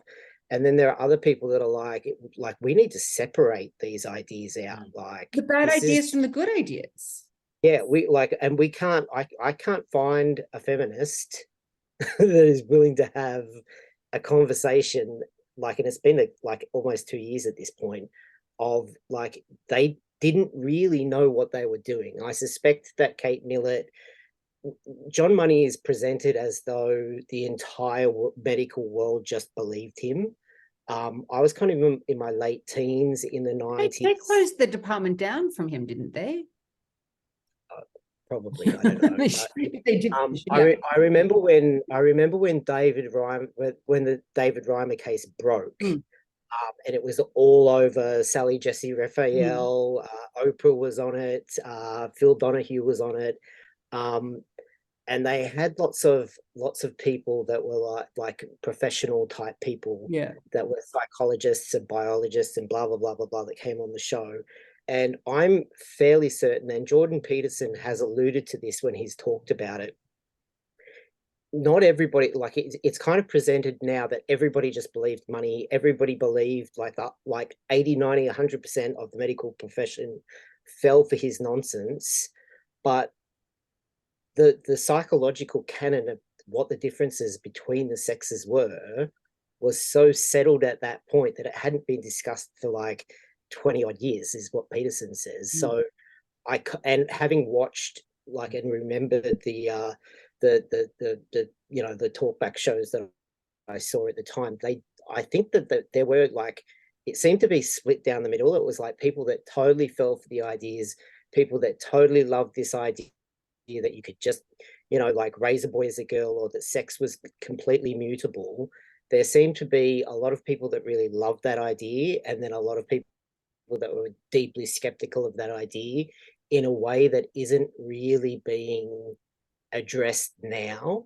Like when you look back into, like, because the people that are kind of doing the research kind of weren't really aware of this trans stuff until it was well beyond crazy, and like you bumped into it and were like, what the fuck is this? Like, so they then go, okay, we need to find like the origin point of this, and they start looking in all of the normal places that they think to look, but there are a couple of places that they haven't seemed to think, like they haven't really, it hasn't occurred to them to look, largely because they're feminists. So it just hasn't really seemed to, like, Jennifer Billick has a history of some pretty extreme left-wing feministic politics. So it's not bad faith on her part by any stretch of the imagination. It just is, you know, she's just overlooked something from what I think Helen Joyce has boiled this down to the best place, which is that, and it kind of going back to what I was saying before, like, you know, feminist ideas of whether they're good or bad have been ignored for the last 100 years. Like we've had to fight for all of them. This particular era that we're in wouldn't have happened if there weren't the organophile there, the wealthy organophiles. She calls it the nucleus in the center of it all, because these are men with a sex drive. Because if you, I mean, you think of your experience, if this whole movement was just of like trans men, do you think that it would have gotten any traction? No, because we all hide. We pass and go, see ya. Exactly. Yeah. And so I think that this is the inescapability of it. Like, I think that there's an element of it where, in terms of where it is now, like this might have been some stupid academic thing. There's lots of stupid academic stuff that stays there. Yeah, like a lot of those, a lot of the feminists that you're listing, I'm like, yeah, they have ideas that I'm just like, I just think that that's a bad idea. I don't. You should read the last chapter of Dawkins' first book. That'll blow your head off. I know. You know that yet? Yeah, yeah. But it's like, if this was just stuff that was in academia being debated, I mean, we wouldn't be having this conversation, because we wouldn't be aware of it. We'd just be like, oh, whatever. They're just like ideas, and everyone can have good or bad ideas. We've all fallen for shitty ideas. We all have shitty ideas. So it wouldn't be an issue. But because we're in a situation where this stuff has actually gone to law, it's like, where's that leap? And who's responsible for that? Yeah. Because I don't hold the feminists responsible for that leap, because I don't actually think it would have been possible for the feminists to get that. I don't think that a feminist could get a law through in stealth. And if there is a single one who has, I would like them to tell me. Give me a phone number. Yeah. Yeah, I think that it is. I disagree. I think the world is deeply gynocentric. Like, I agreed with you until I transitioned, and then, yeah, it kind of, I got to see behind the curtain, and I was like, holy fuck, this is. Do you know, I went to uni with someone who transitioned, like, and this is female to male, who probably unfortunately. But and I'm going to say she because that's how I knew her. Yeah. And also, I don't really go into pronouns at all. Like, That's fair enough. Because my thing is like, I'm friends with lots of trans people, but I'm not friends with anyone who tells me how I cannot speak. It's like, you wouldn't be friends with anyone who told you how you can and cannot live your life. You know what I mean? It's the same deal. But one thing she did tell me post she had transitioned, it was pretty early on still, but she was saying how she'd experienced walking down the street at night, both appearing as female and then appearing as a man. And that was an interesting, I remember that conversation. This is what, 2011? And that was interesting to be like, yeah, like for a guy passing you down the street, that they're treating you differently. That is such an insight that I don't have. That's very interesting to me. But if we're going to go and pass laws where everybody then has to believe that that particular person is the opposite sex, that's where the rubber hits the road for me. That's where it's different. Yeah, no, they should. I don't think that. Yeah, like what's happening law-wise is you can't change your biological sex. So there are basically a small number of FYI, Australian Human Rights Commission. Yeah, you know, like you can change over your social role, and that is deeply reliant on the people around you, you know, jumping on board or whatnot. Like whether, that's not. Yeah. I mean, when I did SBS Insight, what do they call it? The gender war, the gender special, something, whatever. It was a gender episode. Yeah, sorry. And I was the heretic. I mean, like I've never sat in a room before I was so hated because I'm not a confrontational person. It was such an uncomfortable thing. I was 3 weeks from out from having a baby. I was sitting the whole time because I was breastfeeding at the time, and I needed to pump, and I had to do it. They didn't have a room for me to do it beforehand, so I had to do it behind a curtain. Then I had to come in. You sit there for 3 hours, and the whole time I'm like, I'm in agony. This is a nightmare, and I've got to sit here and explain to you all why men aren't women. Like, this is absurd. But there was a person there in the audience who is a female to male transitioner, and she said to me, it was the most poignant thing of the whole night. She said, you know, the man builds the home and the woman makes the home. And that was like that was like her, that was how she was justifying this. And I was like, the fuck are you talking about? Like, this is 2022 last year. I was like, a woman could go and build a home if she wants to, and a man can make the home if he wants to. Like, isn't that progress? Why do you have to go? And that is the most like old school regressive thinking. If I'd ever heard it, I just think that, like, I would prefer a female treaty, to be honest. Like, if I've got a plumber coming to my house and I'm here alone with my baby, I'd prefer it to be a woman. And maybe that's a different kind of regression. I don't know. But my point is that anyone can do these jobs. Anyone can do these roles. Mm-hmm. One sex might do them slightly better because there's a strength element to it or there's a nurturing element to it, but anyone can do them. Yeah. Yeah, it's just. And if we just could acknowledge that, aren't we in a better place for us all? Yeah. See, that's the whole thing that, like, as someone who's never really understood these categorical frameworks, because, you know, people ask me in my early 20s, like, oh, are you a feminist? And I'm like, without thinking, does it mean equal opportunities for people to do whatever they want? Like, of course the answer is yes. I mean, yeah. There's only two qualifications I'd make on this, and this is going to make me, and I know there's a friend of mine who watches Northern Vibe she's going to get so angry when I say this, but I don't think women should be allowed in combat roles in the military. And that's not because they don't have the courage, because I know a lot of seriously courageous women who, in fact, like, you know, and I'm really pro women in the police, even doing like the high risk roles and stuff like that, because like one of the best coppers, bar none, I've ever worked with is this crazy Polish woman whose name I won't mention because she kind of watches it. Like, she used to be one of the people that I picked when my superior said, "Hey, look, I need you to put together a team and go. Look, this guy's a bit violent. Like, go and get him." She was one of the first people I picked. Policing, and how I rationalize that in my mind is, like, as risky as policing is, like, yes, I mean, we do risk our lives and stuff like that. It's not the military where thousands of people are going to be killed. Like you really are just cannon fodder. I really don't want, I would ban women in combat roles for one reason and one reason only. It's because you're too valuable.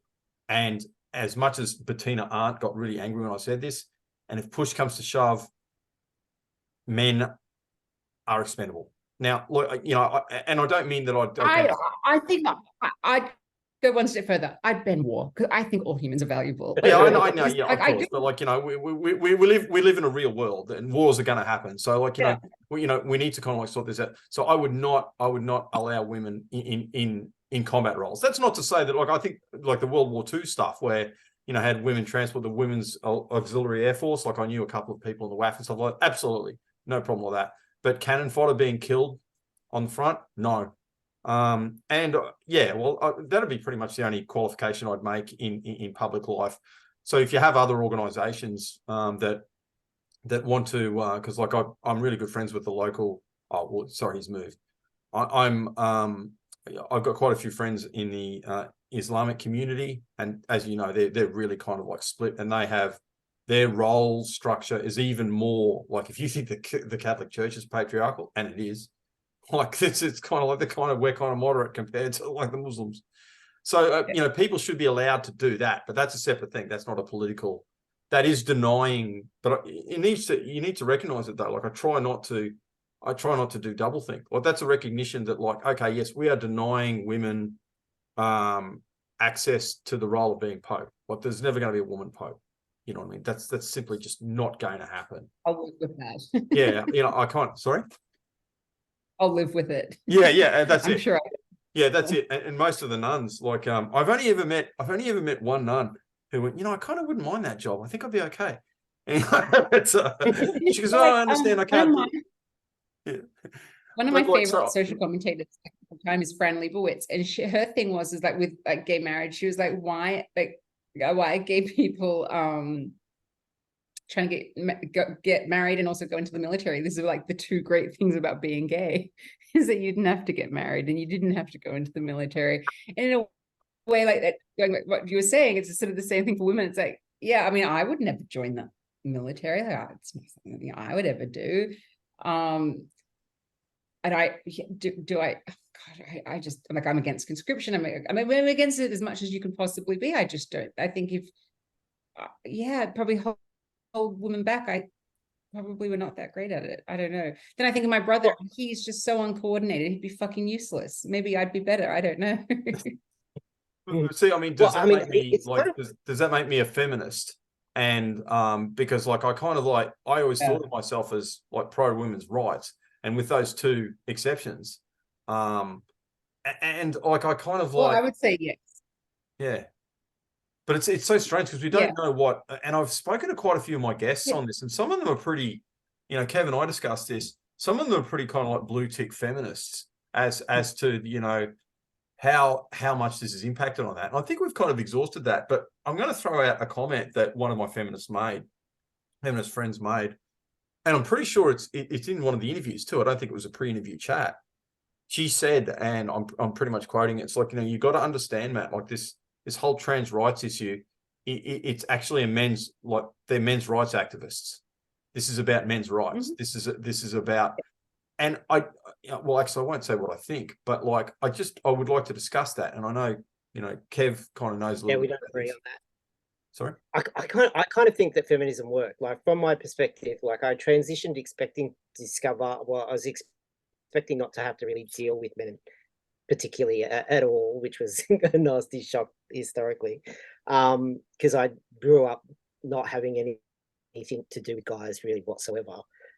So actually looking behind the curtain and realizing that my preconceptions of how they thought about women en masse was utterly wrong was kind of a shock. And I think that there's two different perspectives, which you can see both perspectives.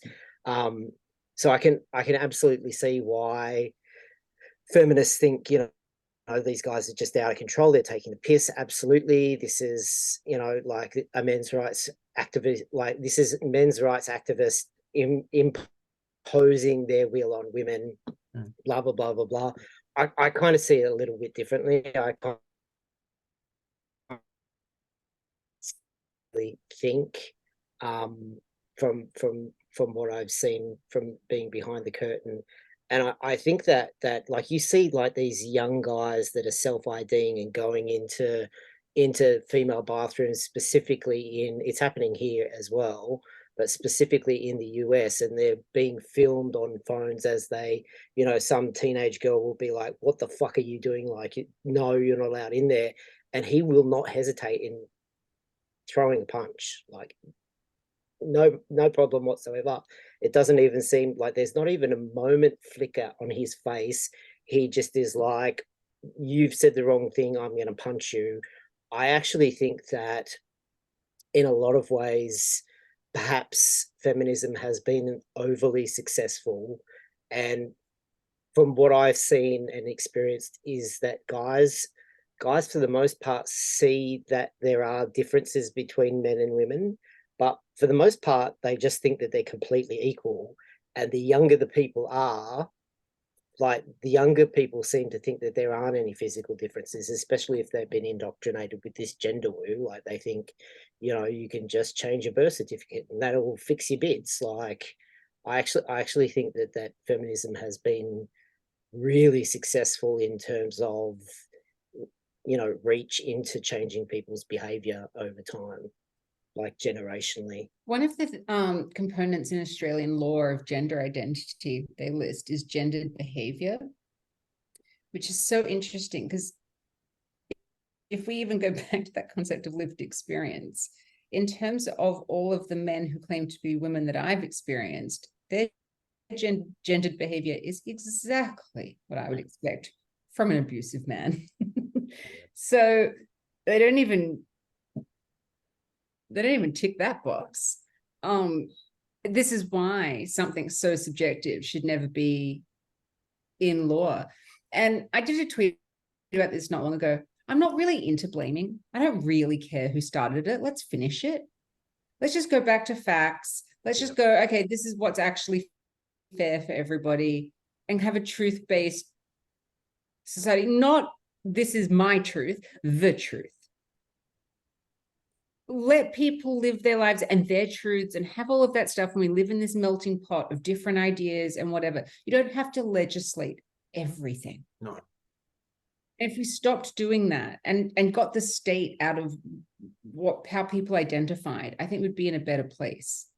Because imagine like what the situation we're in with gender identity right now. Oh, sorry, hang on. My dad always calls it the best of times. The situation that we're in with gender identity right now, where we're being forced by law to believe it. Now, if we have a look at feminism, the three of us cannot even really work out a definition of it. Yeah, exactly. And we can agree with different parts of it and not agree with other parts of it. Now imagine if we were being forced to believe it. Yeah. What are we even being forced to believe? That's a situation we're in with gender identity. And I don't think it's a rebrand of feminism at all, because I don't think there is a single real feminist on the planet that went, oh, let's have a movement for men to take our rights. That'll do it. That's the end goal here. I think that it's a co-option of it. And so we're being forced to believe belief systems, and this is not sustainable. This doesn't work. And hopefully we're at getting to the point where more people are going to go, yeah, okay, I'm willing to at least speak up about that, or I can see what's going on, and I'll, I want to be part of something that stops that. Yeah, the kids stuff is I think the kids stuff will be the thing that pushes it well. Completely. Yeah. Completely and utterly agree. It's the kids stuff that will end it. I also think that in terms of the women's rights thing, I said all the time that I think the women who will ultimately make everybody realize what's gone wrong are women who currently think they're men. I think there's a lot of really young women because they'll come out the other side. Like when you hear detransitioners, like the female detransitioners, they've seen the other side because they've gotten in there through this modern trans activism, and they've seen what it says. They know the other side just as well as they know this side. They even know it better. Yeah, they're very articulate as well. Like Benji is super articulate. So articulate. I mean, these women are so smart and just, I mean, they've been to hell and back. And then you have this other demographic, which is like, there's suddenly sort of, they're starting to emerge, and this is devastating. It's the young gay men who got brought into this. And so there's all these different demographics. You can't even just go, you know, men versus women with it. Sexuality plays a point. So does age. It's just, there's so much at play here of how different demographics that are being affected and in what way, to what extent. And it's just disastrous. I also think that the young gay men detransitioners might even have more of an impact on society. And that's because there have been women's rights movements that are attached to us, like not wanting to look at our boobs. So there'd be people that are going, also, if you've removed them, doesn't that just take that out of the equation? Lucky you. Or if we don't want to have children, and it's, oh, you've had a hysterectomy. Well, there you go. You don't have to have children anymore. So there's just the confusion for some people as to what's going on here. But there's never been a human rights movement of young gay men having their penises removed. Yeah. And so I think that will really resonate with people, and they go, I'm sorry, they've had what removed? Yeah. And also they will listen to them, because, you know, even if the gay rights movement had just been lesbians, lesbians would still be waiting for rights, as we can see, because the Lesbian Action Group is trying to get a lesbian only event happening. I mean, they can get married, but they can't go on meet a spouse. But if, you know, without gay men being in there in that movement, it might not have happened. So yeah, I mean, I don't know. I mean, we're coming at it from such different perspectives. I don't see the world as gynocentric, but I also, I started my adult life not thinking there was any problem. I was really sheltered from it. I just thought that I could go and do whatever I wanted, that no one would ever think of me any differently, no matter what. Yeah. It was just ability based for me. That's how I was raised. You want to do it, you have the ability, you go learn, you do it. And wasn't I in for a rude awakening? Yeah, you kind of walk face first into this one. Like, it just is, even for trans people, like there are more and more transsexual people coming onto Twitter, because I basically live on that app most of the time. But it's interesting because there are more and more and more people just showing up, and their first instance is like, and I had this as well, where you kind of come in and you think, oh, they're talking about my trans, like my experience was the experience, and you kind of slowly start realizing, oh, that's not, maybe not. And then you see like all of these things happen, and it kind of is a bit of a process of, you know, like I kind of came in and was attached to the Aarons pretty early on, and then a friend of mine that I quite like was like, yeah, I really like what they do, but I'm not really, they kind of throw trans women under the bus a little bit more than I would like. And I was like, oh shit. And then I started realizing the idea of what a trans woman has become an ink blot at this stage as well. Like, I say trans woman, and I'm thinking Blair White type people who are basically very effeminate, you know, typically homosexual type people who live in the social contract. They transitioned to be, you know, like just to get on with their lives and move along. But that's not even, you know, like when you're talking to people now, when you say trans women, most people in this debate mean self-ID males. Like, they're very clear, like never going to pass, miniskirt, fishnet. They're just talking about dudes. Yeah, you know, like, so it kind of, like, we had this big space the other day that was really cool, of like all of the transsexual people that are actually dead set serious, like, you know, hardcore, let's protect women, let's stop this kid stuff, you know, no to sports. And it was actually a really good space. But at the end, there was a trans woman that came in that she's been around for like 30 years at this. Oh, actually, she's transitioned when she was 15 and she's 52 now. And she's kind of been hanging around a little bit over the last couple of months, stuck her head into a space or two. But she still really is stuck. Like, she's horrified by what she's seeing detransitioners. Like, I only saw between 2001 and Abigail Shrier, I heard of 4 different stories of detransitioners maximum, and then jumped onto Twitter, and within a couple of months there were like 300 or more. And every day I feel that there's a new one at least every week at the moment that becomes sort of prominent on Twitter for a bit. Like, they're just, it's just devastating. Yeah, they cop so much shit. And because I'm currently, I really don't like the hair color that I got done recently, and I really regret it.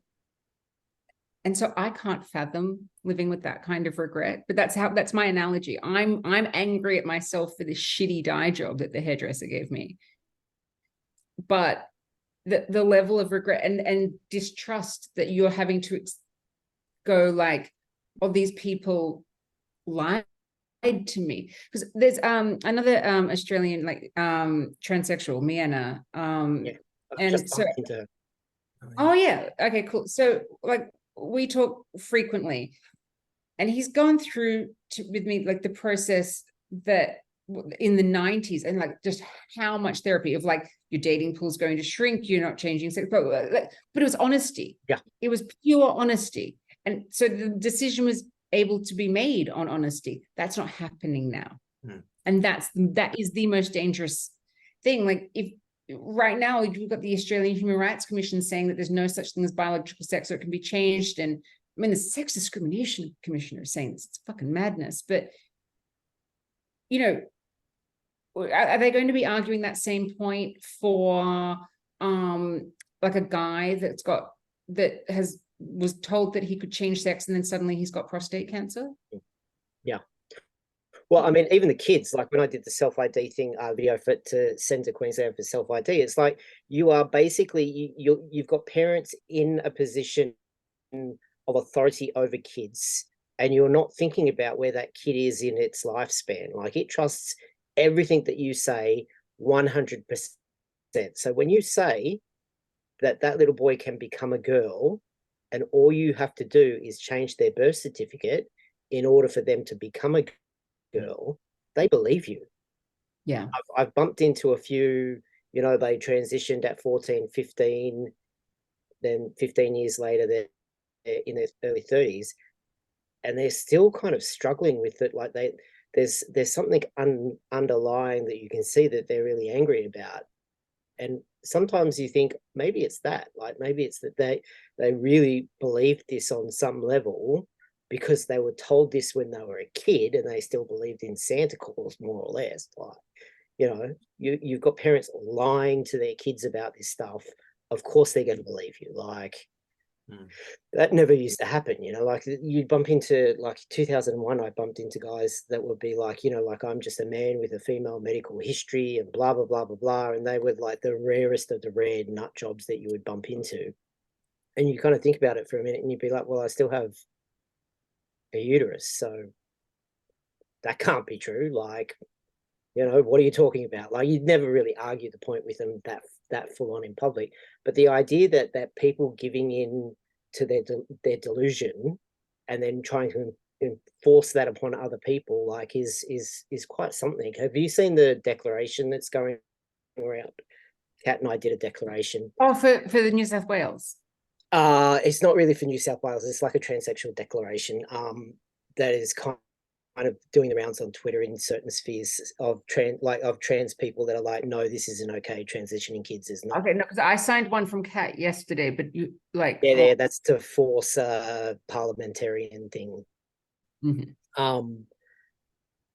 it's really interesting because because I was attached to the Arons really early on, I basically got put on the Nazi block list, and, you know, no one has really bothered me that much ever since. But So I put this declaration saying basically that it starts off by saying that you can't change sex, kids shouldn't be allowed to do this, kids can't consent, blah blah blah blah blah. And then there are some really young trans women who are early in transition, who are HSTS type, very very effeminate gay boys who will pass if they. Well, I mean, they don't even have to start that early. You know, if they start by the time they're 20, 22, you know, by the time they're 30, 35, they'll be well on their way. Like, they'll be fine. People will accept them, etc., etc. But they're really like freaking out and they're being super polite. Like, it's the politest I have ever seen trials be. They've been super, like, extra polite, gone out of their way not to be offensive at all. But they basically are, they zoom down onto this part about if you take HRT, then basically it puts your blood level, testosterone or estrogen, into the realm of male or female. So therefore you are biologically male or female, and you need to stop. This is not true. Yeah, and it's like you need, like, and then they start freaking out about, if I don't start HRT and puberty blockers at age 12, then my life will be over. And it's like, you guys are so young. Like, you're believing nonsense, cherry picking data, and you're showing the whole world that you are not emotionally mature enough to engage in this debate, let alone start down this process. Like, Also, can't we just like work towards accepting bodies and being like, if you want to be a really effeminate guy, be one. If you want to be a really masculine woman, be one. You don't have to take any pharmaceuticals for that. You don't have to change laws for that. You can just go and be who you want to be. It's just, all of this can stay out of it. I will die on this hill. I think it's a bad treatment plan. No 20-year-old gay man should be going, oh, if I could just get this amount of estrogen. No, you don't need any foreign synthetic hormones. Just be you. You're fine. Yeah. The stories that they've told themselves over and over and over and over, like, they are so, like, it's the strangest thing I've ever, like, and it's a long thread because there are a lot of them that had a lot to say, but like, it's just the strangest thing I've ever seen before in my life. Like, I mean, then you listen to the gay men detransitioners, and they say they've all been groomed by autogynophiles online, and that's horrific. And there's just so many layers here. This is not cool, and there's no quick fix to it, and there's no just force everyone to believe this law and everyone's happy. It's like how, being trans is not a hive mind. Like, there's not this agreement amongst everybody. As you said before, the trans men and trans women are their own communities in and of themselves, and then you've got fractures within those. It's the same with feminism. Like, how the fuck are we supposed to think that all women are supposed to believe in one ideology? I mean, it's ridiculous. All women live different lives. Some have children, some don't. Some are married, some are not. Some are old, some are young. Some have had trauma, some have not. Different economic, different racial. The intersection, like the intersectionality tried to fix this, and it's like, no, you just complicated it because you actually just tried to compile everything rather than going, oh no, there's actually just everyone's different. That's just, it is. You can't define everything. Like, there's some things. Yeah. It's just like, and like, some shit's really unfair and some shit's really fair. And that's, in a way, that's just actually life. Yeah. Seeing this thread, I'm kind of quickly coming up on the, I'd actually be 100% fine if we stop this shit completely tomorrow. Like, and we're like, okay, we're going to sort this out for a couple of years and then maybe we'll come back to it. Like, because it's such a mess. Like, it's so ridiculously, untenuously a mess. But even in saying that, how you then, like, with all of this human rights stuff, like, I'm not even sure I believe in human rights anymore. I believe in them. I just don't believe in human rights organizations. like, what do you have a human right to exactly if hormones and castration surgery is amongst it? Like, it's a privilege because of the time you live in, and you've abused the fuck out of it, like, by You know, did you see that wrestling stuff today? Like, it just is. Jiu-jitsu stuff? Yeah, it's madness. Absolute what? madness. Sorry? Oh, men are doing jiu-jitsu fighting with women in competition. And basically all you see on the mat is a man doing this and presume that there's a woman underneath on the mat somewhere, like, for the most part. Like, you can't even see her. She's just under there getting smashed. Can we wrap this up really quickly? Can you just give us an update as to what's happened, like run through like really quickly, you know, what's happened with you with the court case and where it is, and we'll wrap it up on that. Yeah, cool. Okay, so basically, I mean, if there's any hearings in the next few months, it would only just be like really boring case management procedural things. There's none planned right now. The hearing for it, so in Australia, we don't have like, it's not called like a trial, but for lack of a better phrase, trial, but it is the hearing, is the 9th to the 12th of April next year in federal court in Sydney. There won't be a judgment, probably at the very earliest, like maybe at the very end of April, there'd be a judgment, but it's going to be sometime in May or early June. Because AHRC intervened as amicus curiae, this case will go to the High Court, because if we lose in the federal court, we're going to take it to the High Court.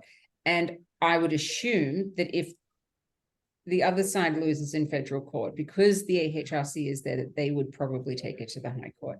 So the chances of this ending up in the High Court is very high.